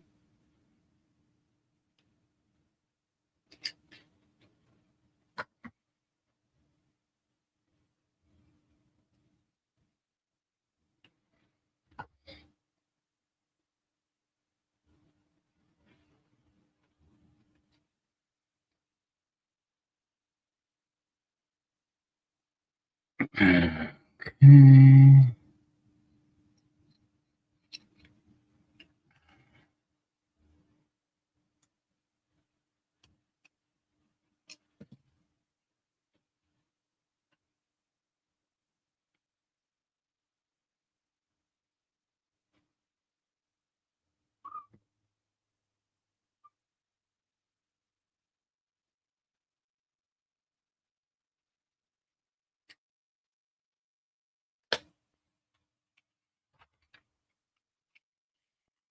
Here we go. We'll put those in.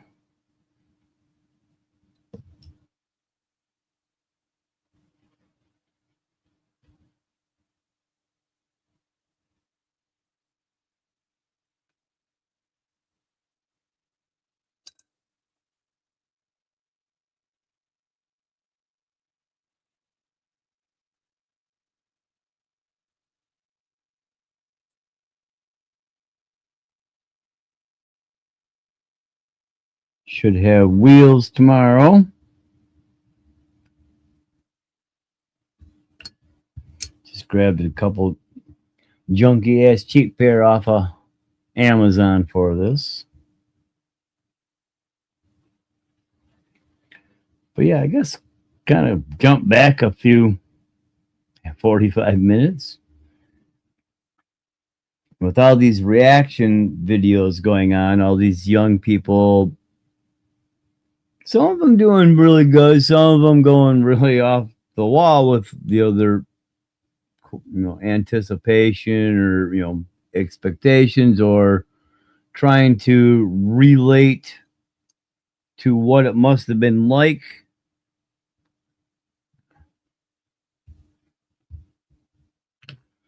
I figured I'm going to go ahead maybe and start a reaction channel.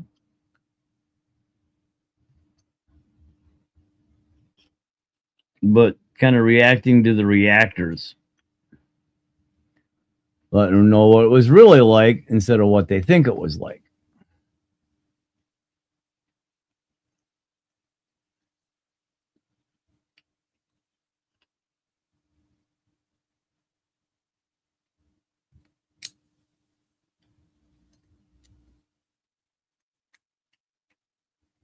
Kind of give some firsthand experience, if you will.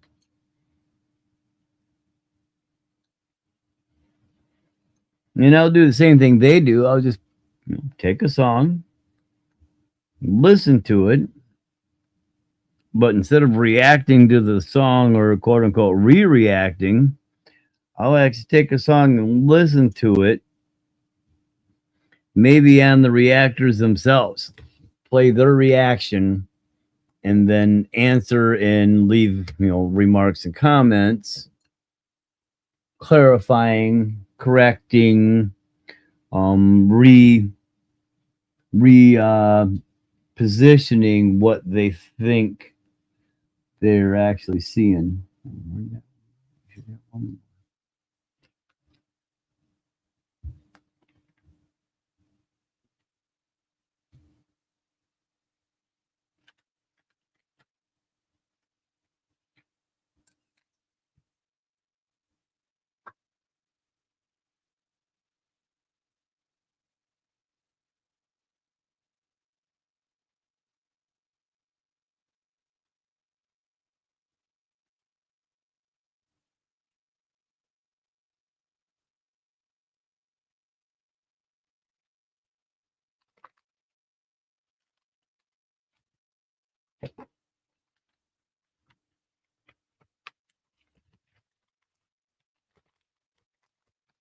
Steal that one because it's out. Missing a bearing. Okay. Shemazel.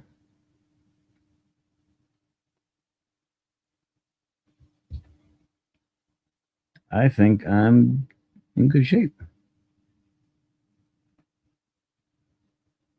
Except those do have to go the other way. They got to be on the top, not the bottom.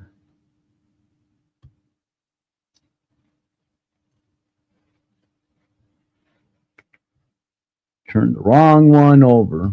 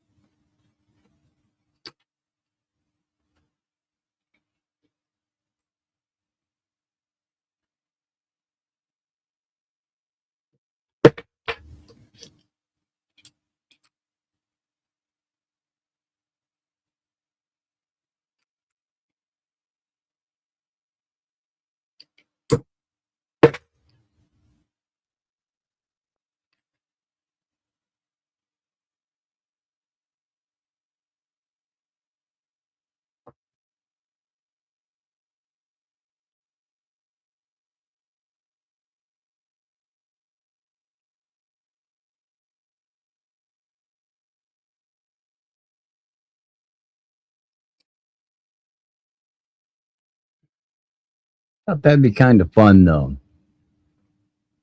Kind of going back and clarifying, like I say, giving a little bit more context to what life was like at the time when these songs come out and how many of my generation and my sisters and brothers generation felt about these things.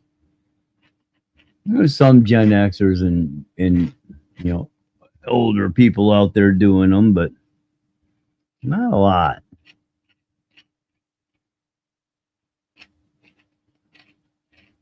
Okay. So, I shouldn't need these bearings anymore.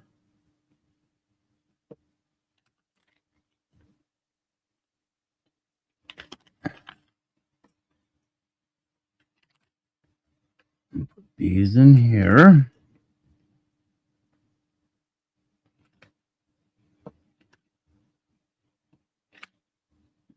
These in here with them.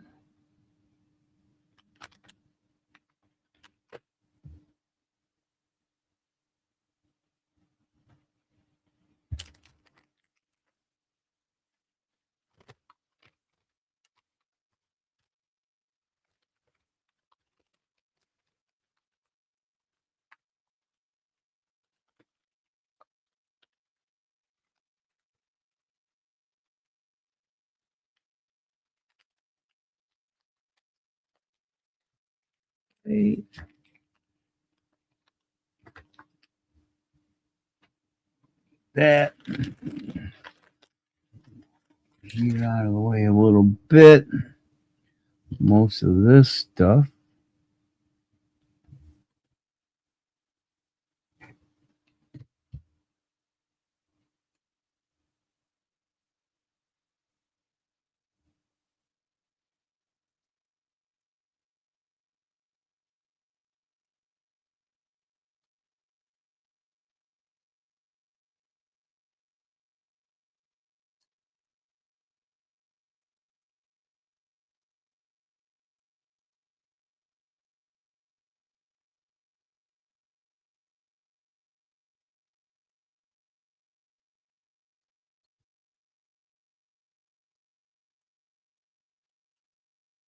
Oh.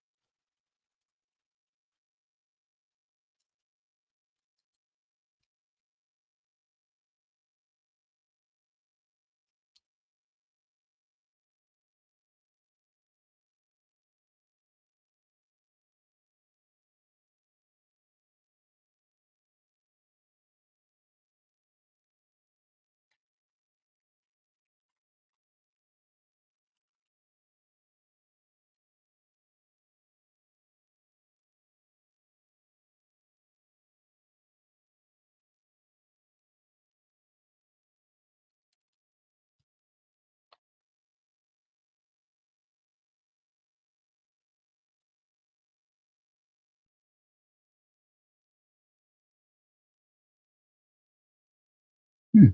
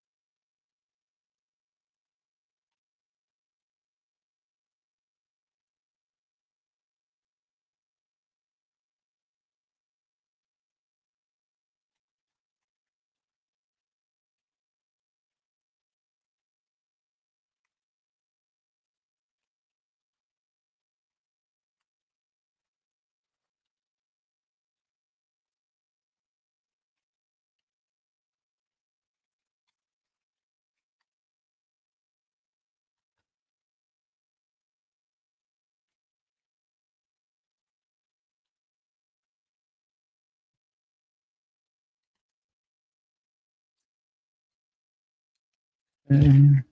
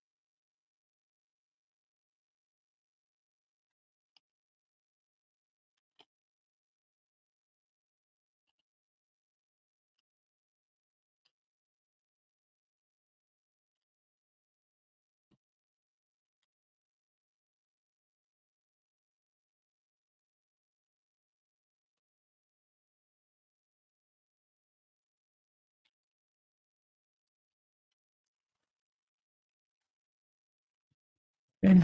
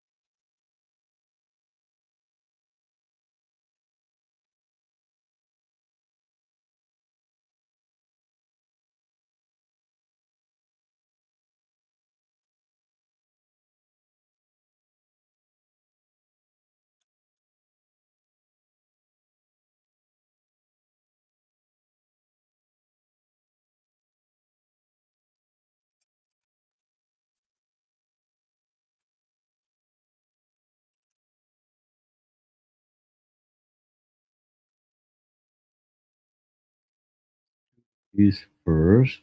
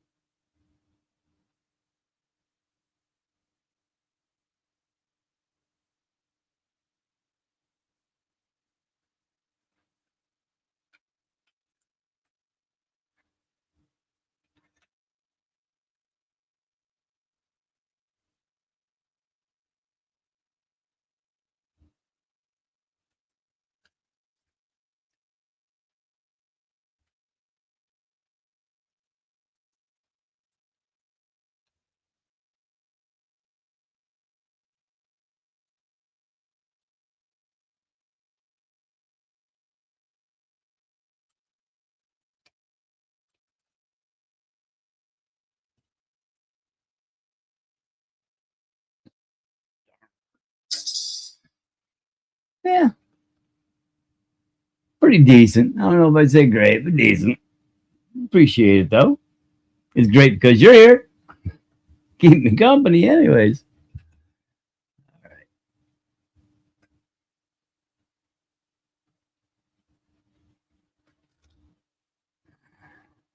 That's not bad. That takes care of most of the slack in there.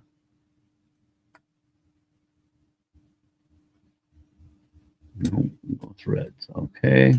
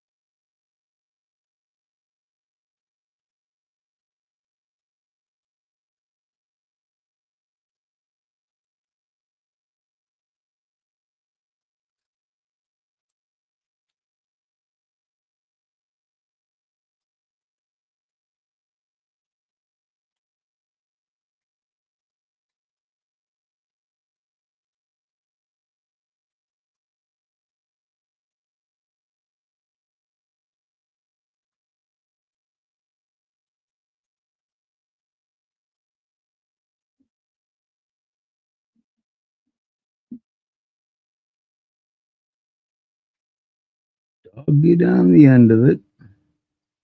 Oh, in my ass.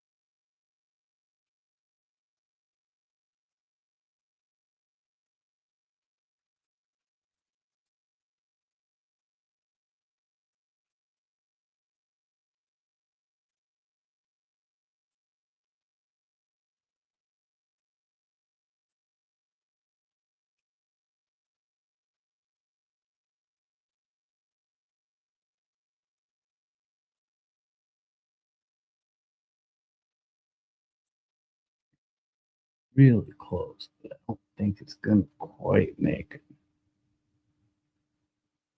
It's quite thin enough to get in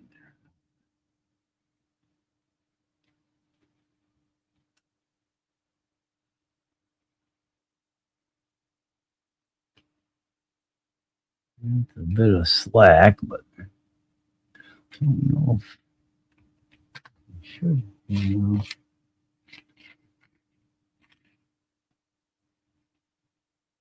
Probably get these in there at least somewhat.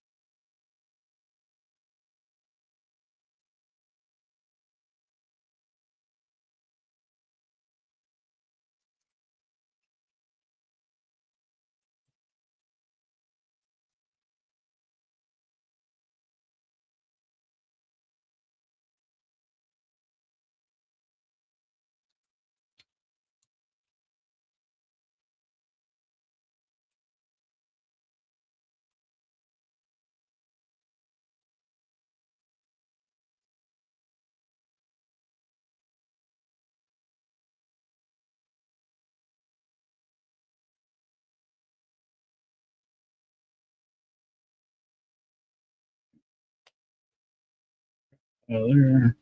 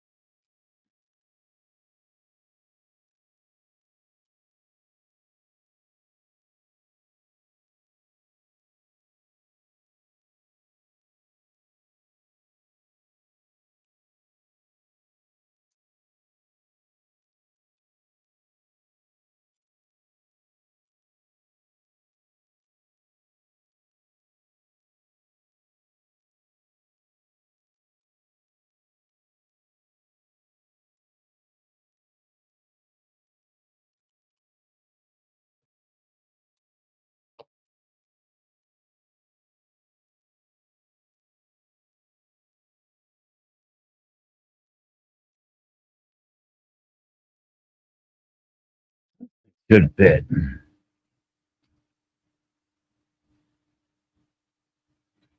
That's a lot of gap right there.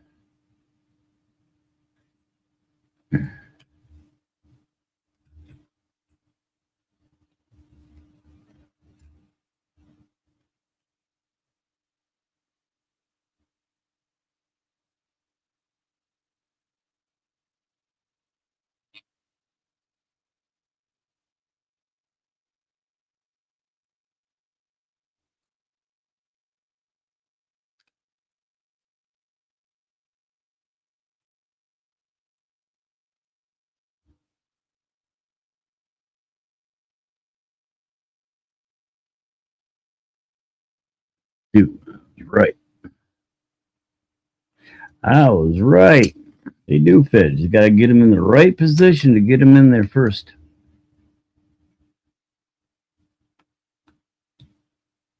Okay, we take this one back out.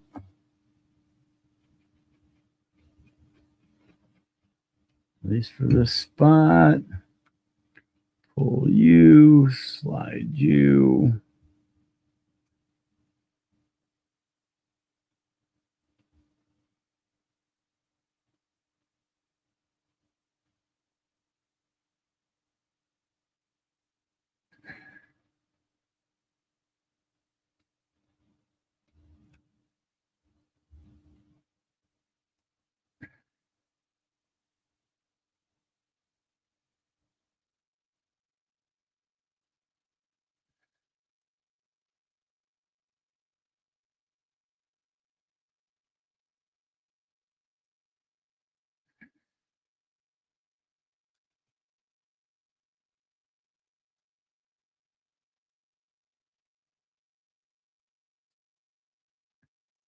Come on, baby.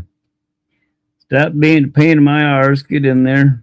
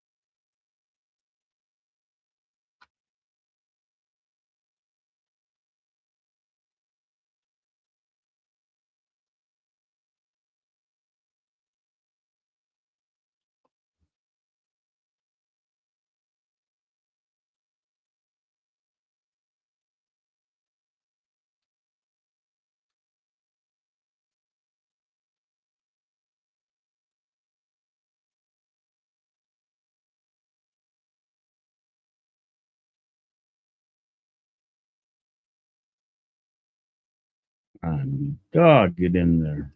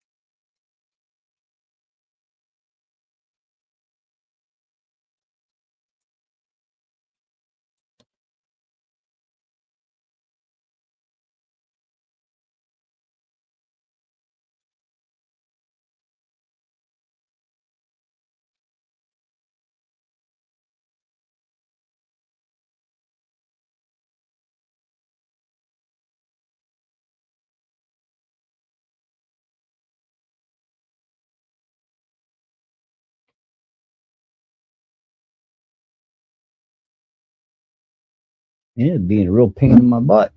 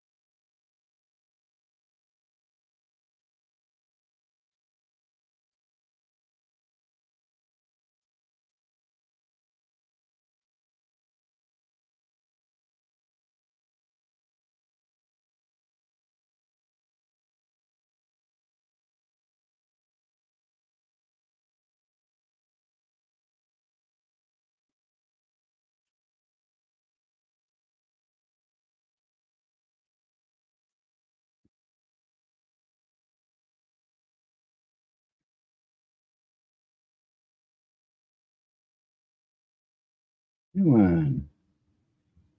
Dirty son of a dog. The other one went in there so much easier. Yes, they are the same width. Obviously, tolerances are a little different from one side to the other here.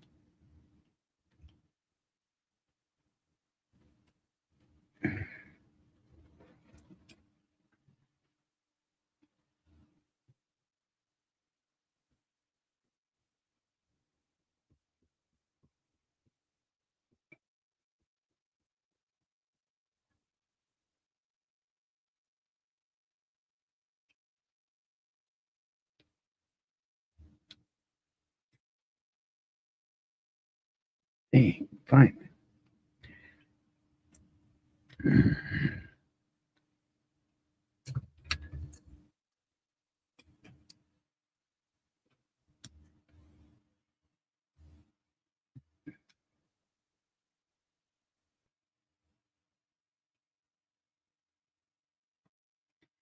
Oh, a pain in the butt to get that thing in. But on that note, can't get this. Use that other one here.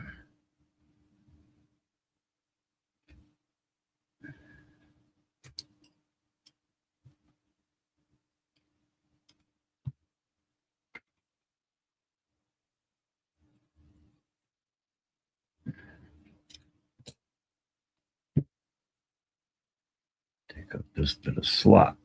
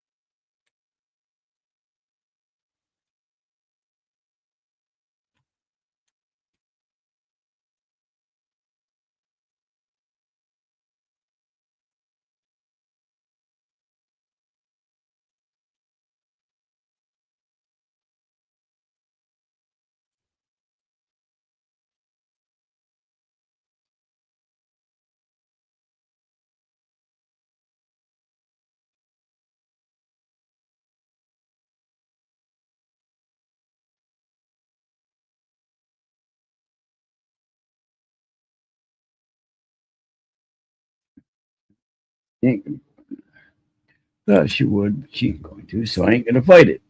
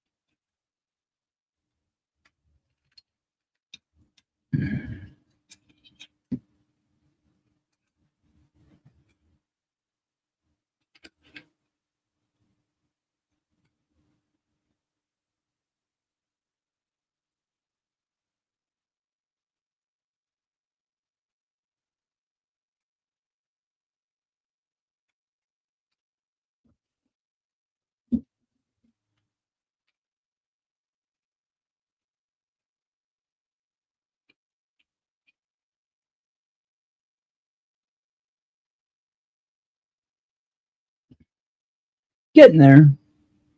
Getting there, getting back close to where it was when I started.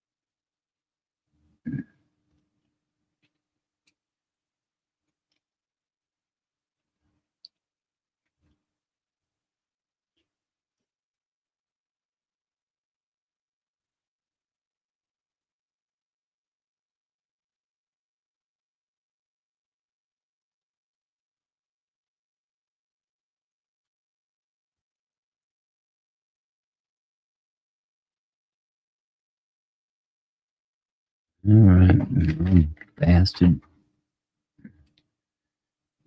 This little sucker down here so I can spin through it.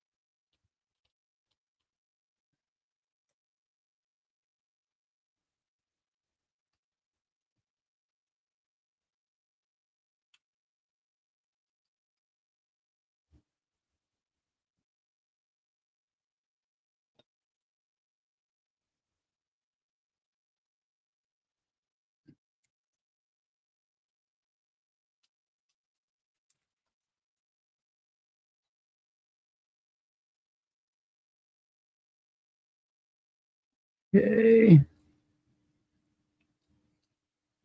Well, Loudry.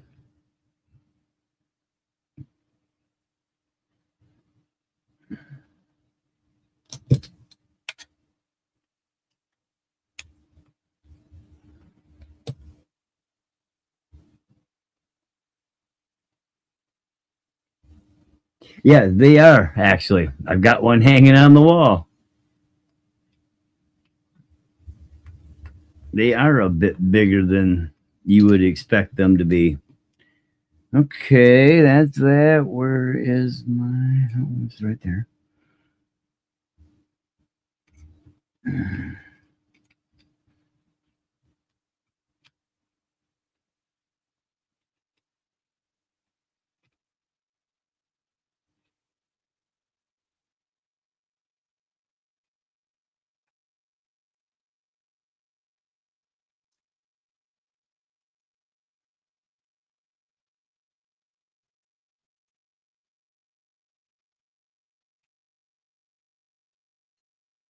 All I gotta do is get that broken bolt out of the front cap, which I should be able to do. It might be a little tricky, but I think I'll be able to get it out.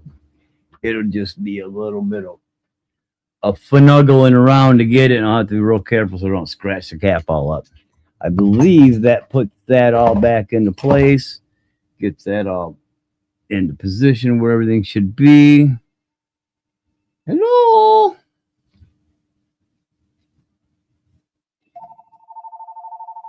Oh, some more spam. Lots more. You stab them with slab. Hello.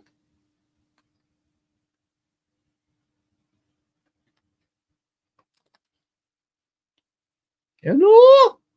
Lucy, is that you?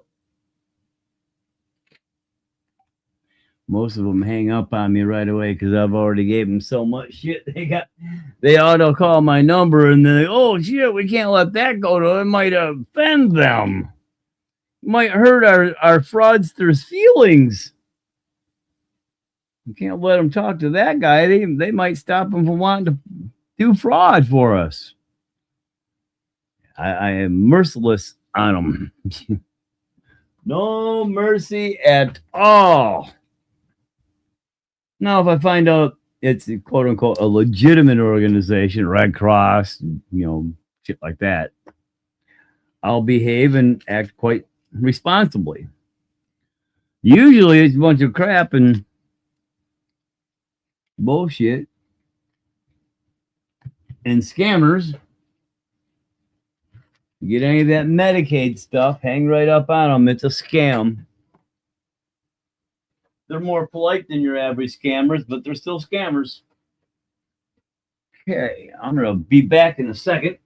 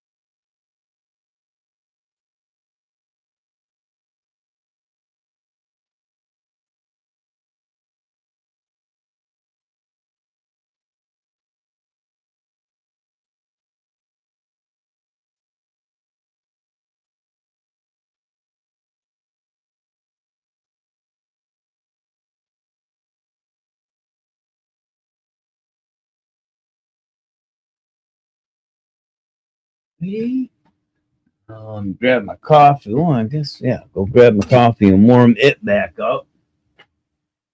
So I'm going to be another minute and I'll get back here and see if I'm going to do anything else to this and go from there. I don't know that I will, kind of doubt that I will, but I might. We'll see.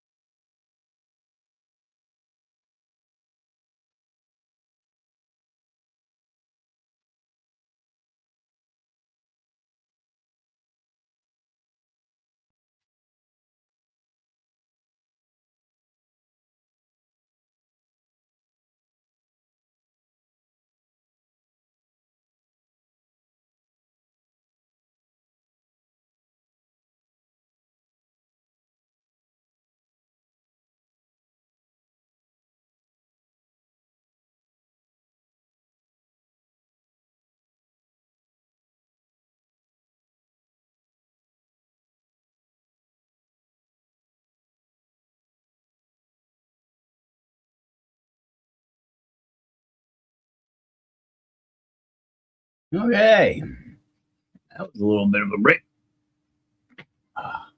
So yeah, got a mud bus hanging on the wall, and they are a fun rig. Okay, so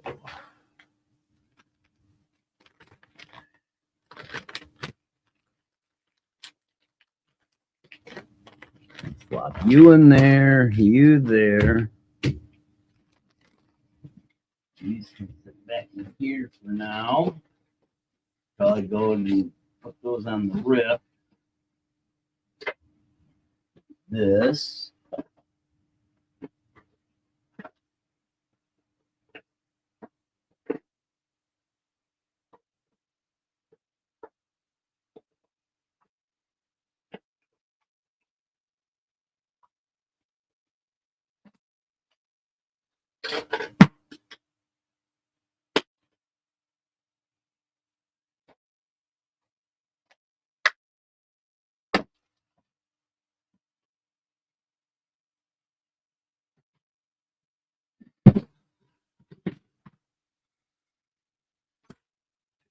Wrap up, reorganize it back where it belongs.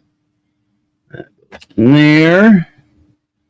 That goes in there.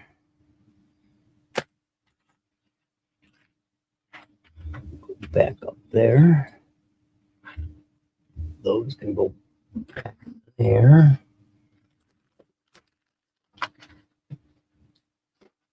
There.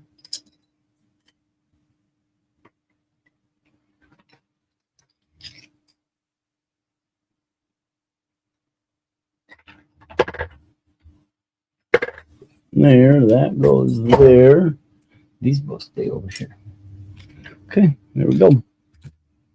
And there she is. Now with metal housings. All that just to throw a couple metal housings on.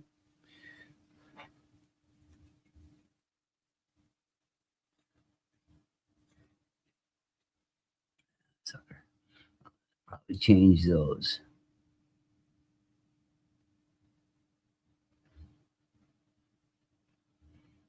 I guess that ain't terrible. Ain't great, but does get a lot of swing with those rod ends there. I don't know if I can move them anywhere else and make it any better. It'll still go. Well, I guess it won't all the way up.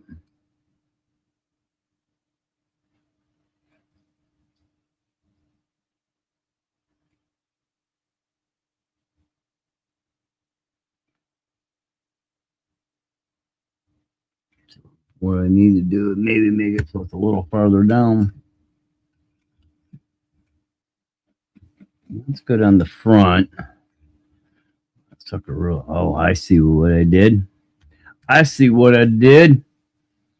I messed up.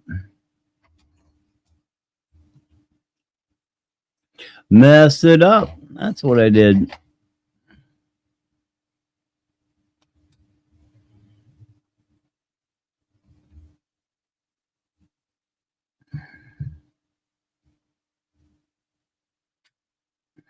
See, wasn't that bad before.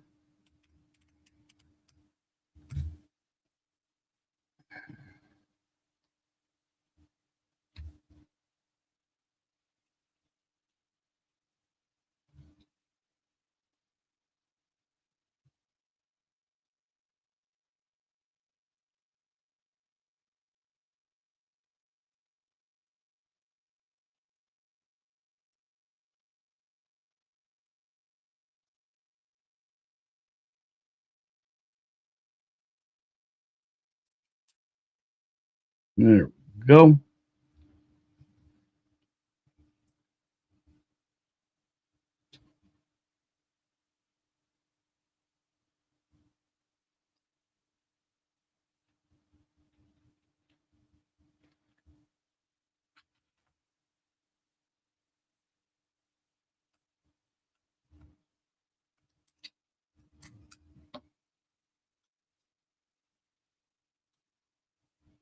It's here.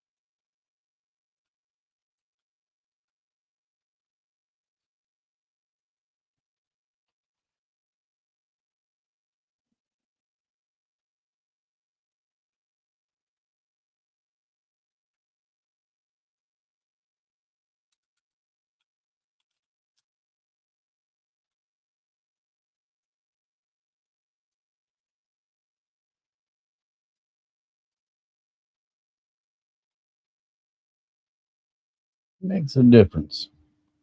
Get them in the right spot.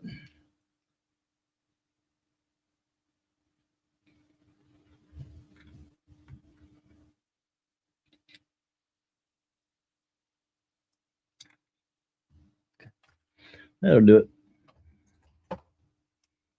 That's better. Still gets there, but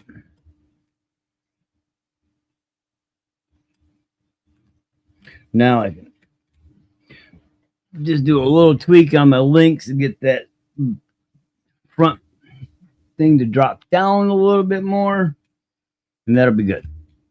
But yeah, she's bottomed out right there, so there's only basically up travel from the bottom. But being monster truck will be big old tires, so I'll take off a whole set of springs and just have one set of springs on it. Not going to be too heavy on top, I don't think.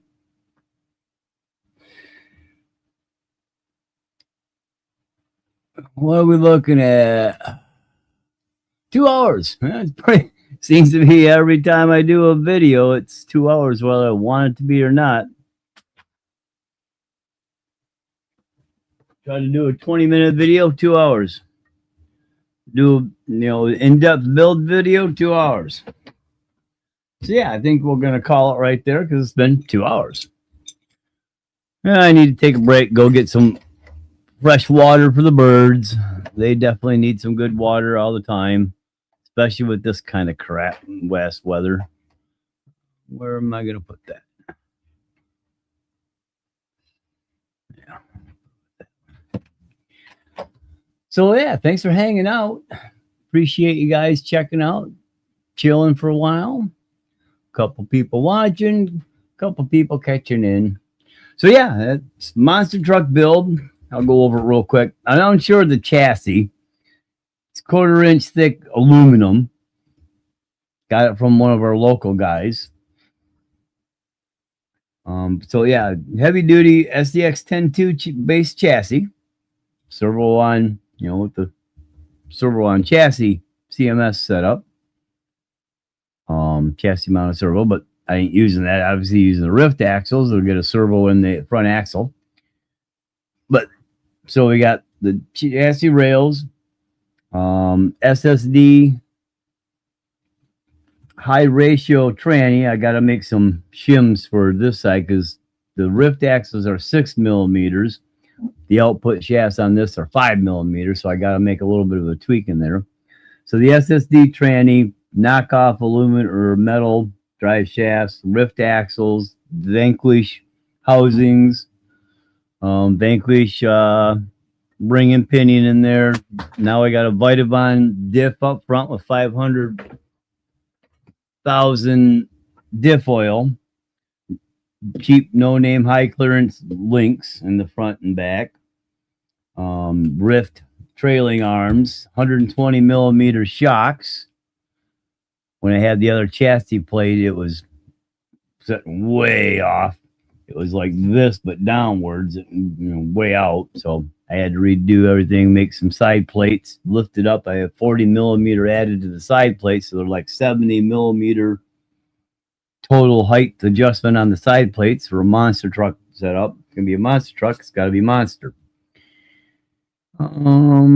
Trio front pieces, knuckles, cheap knockoff rear lockers, no name shocks, and then no name shock mounts. It's Amazon specials along with the link set. Along with these are just Amazon specials. But other than that, yeah, it should be pretty decent when it goes.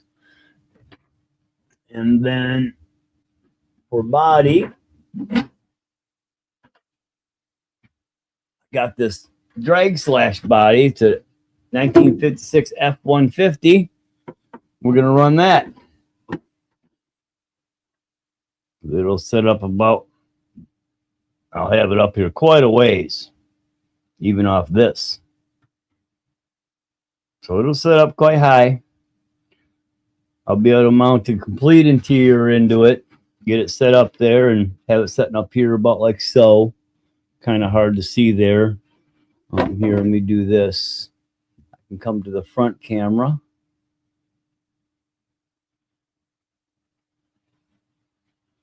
integrated. That's the one right there.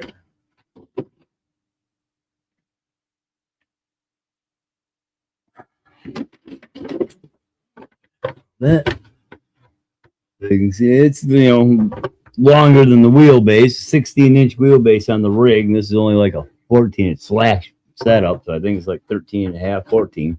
But for a monster truck, it'll set, you know, like I said, it's going to sit up there pretty high. I might have to trim out some of the well, but I bought this to do dragging, and I'm not dragging, so I'll just paint it up and monster truck it for the shits and grins. But yeah, it should actually turn out pretty decent. Somewhere in that area. About like so, maybe. That's pretty close to the wheels being in the same spot. So yeah, I might have to do a little tweaking around the thing, but this is probably about where I'm going to get it up here, way up high. But mount a full interior into it, set it up so it just flips upward. Pretty simple.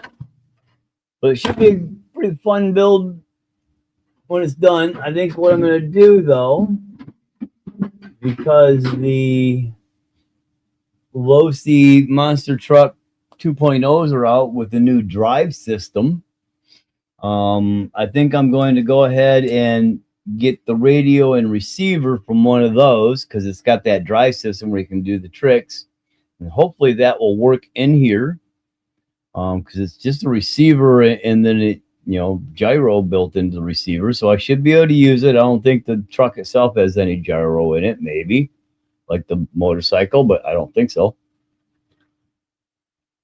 So I'm probably going to grab that for radio and receiver. I mean, I'll start out with my radio link.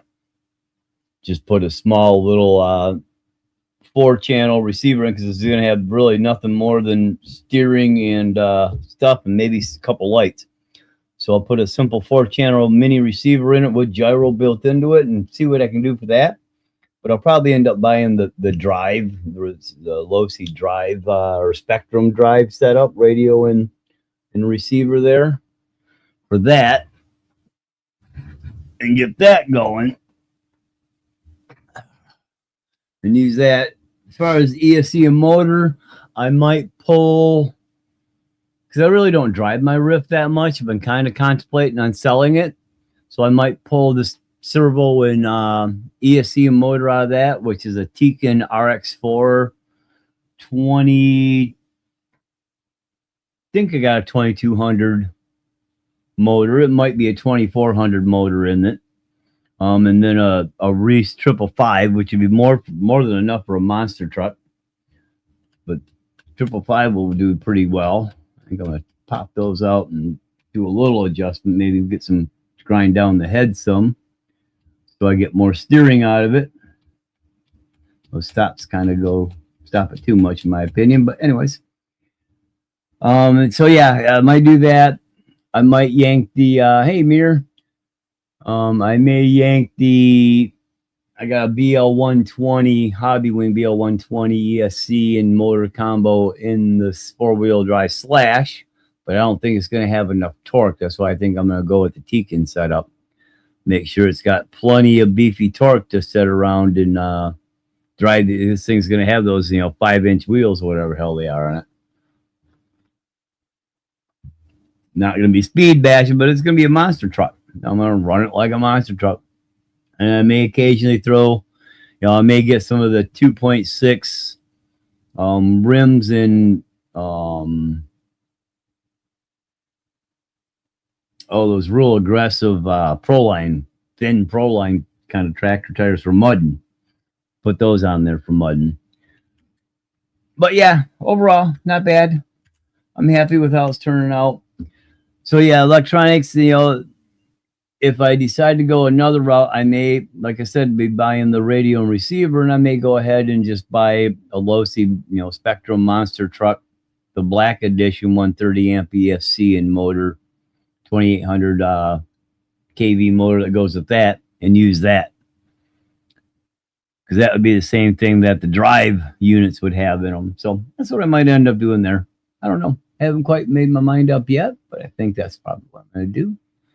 But yeah, so it's been a couple hours, a little bit over a couple hours. It's getting close. I gotta get ready and go freeze my ass off and make sure that everybody's got fresh water still and not off rows. And then I gotta turn around and give everybody food. It's only about, what, half an hour? Yeah, half an hour till it's time for me to feed the ducks. So do that. So I'm gonna go ahead and knock off.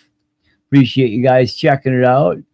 You showed up late, you know, go back. I just basically redid the axles, installed Ryft Vitavon, geez, for creepers. Vanquish Axle Housings in a Vitavon Diff and cup and gears in the front. And then from there, it had Vitavon ring and pinion. But I just basically redid the axle housings, so they were the metal axle housings. And from there, yep, I can't do those either. So yeah, that's where we're at with her. Pretty decent all the way through, but I'm happy with how it's coming out for just being a mishmash and kind of cobbled together. So far, so good. I think it'll work out really well. Except I got to do a little adjustment on these upper links here in the back to get that, bring them in a little bit, to get the pinion angle down a little bit from here, a little bit more like the front, so it's a little bit more of a down angle. So I got to kind of drill some holes here and move my links around a little bit. I got places marked out already. Start with the innermost. I think that is all I'll need, and go from there.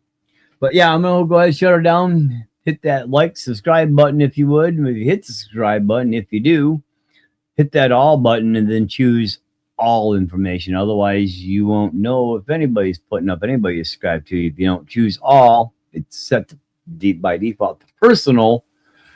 So if you're not like into the people's personal friends choice, you are not getting the notifications. So thanks a lot for hanging. Check you guys later, and I may even come back a little bit after dinner and knock off another video. Maybe I'll start doing a rigged rundown. We'll see. Not on this, on something else. Maybe the Origin. Anyways, that's probably what my next video will be. Whether it'll be tonight or tomorrow, I don't know. But I'm going to try to get it done. It's going to be cold this weekend, so I'm not going to be outside much at all. But thanks for hanging out. We'll talk to you guys later. Everybody have a good one. And see you on the next one.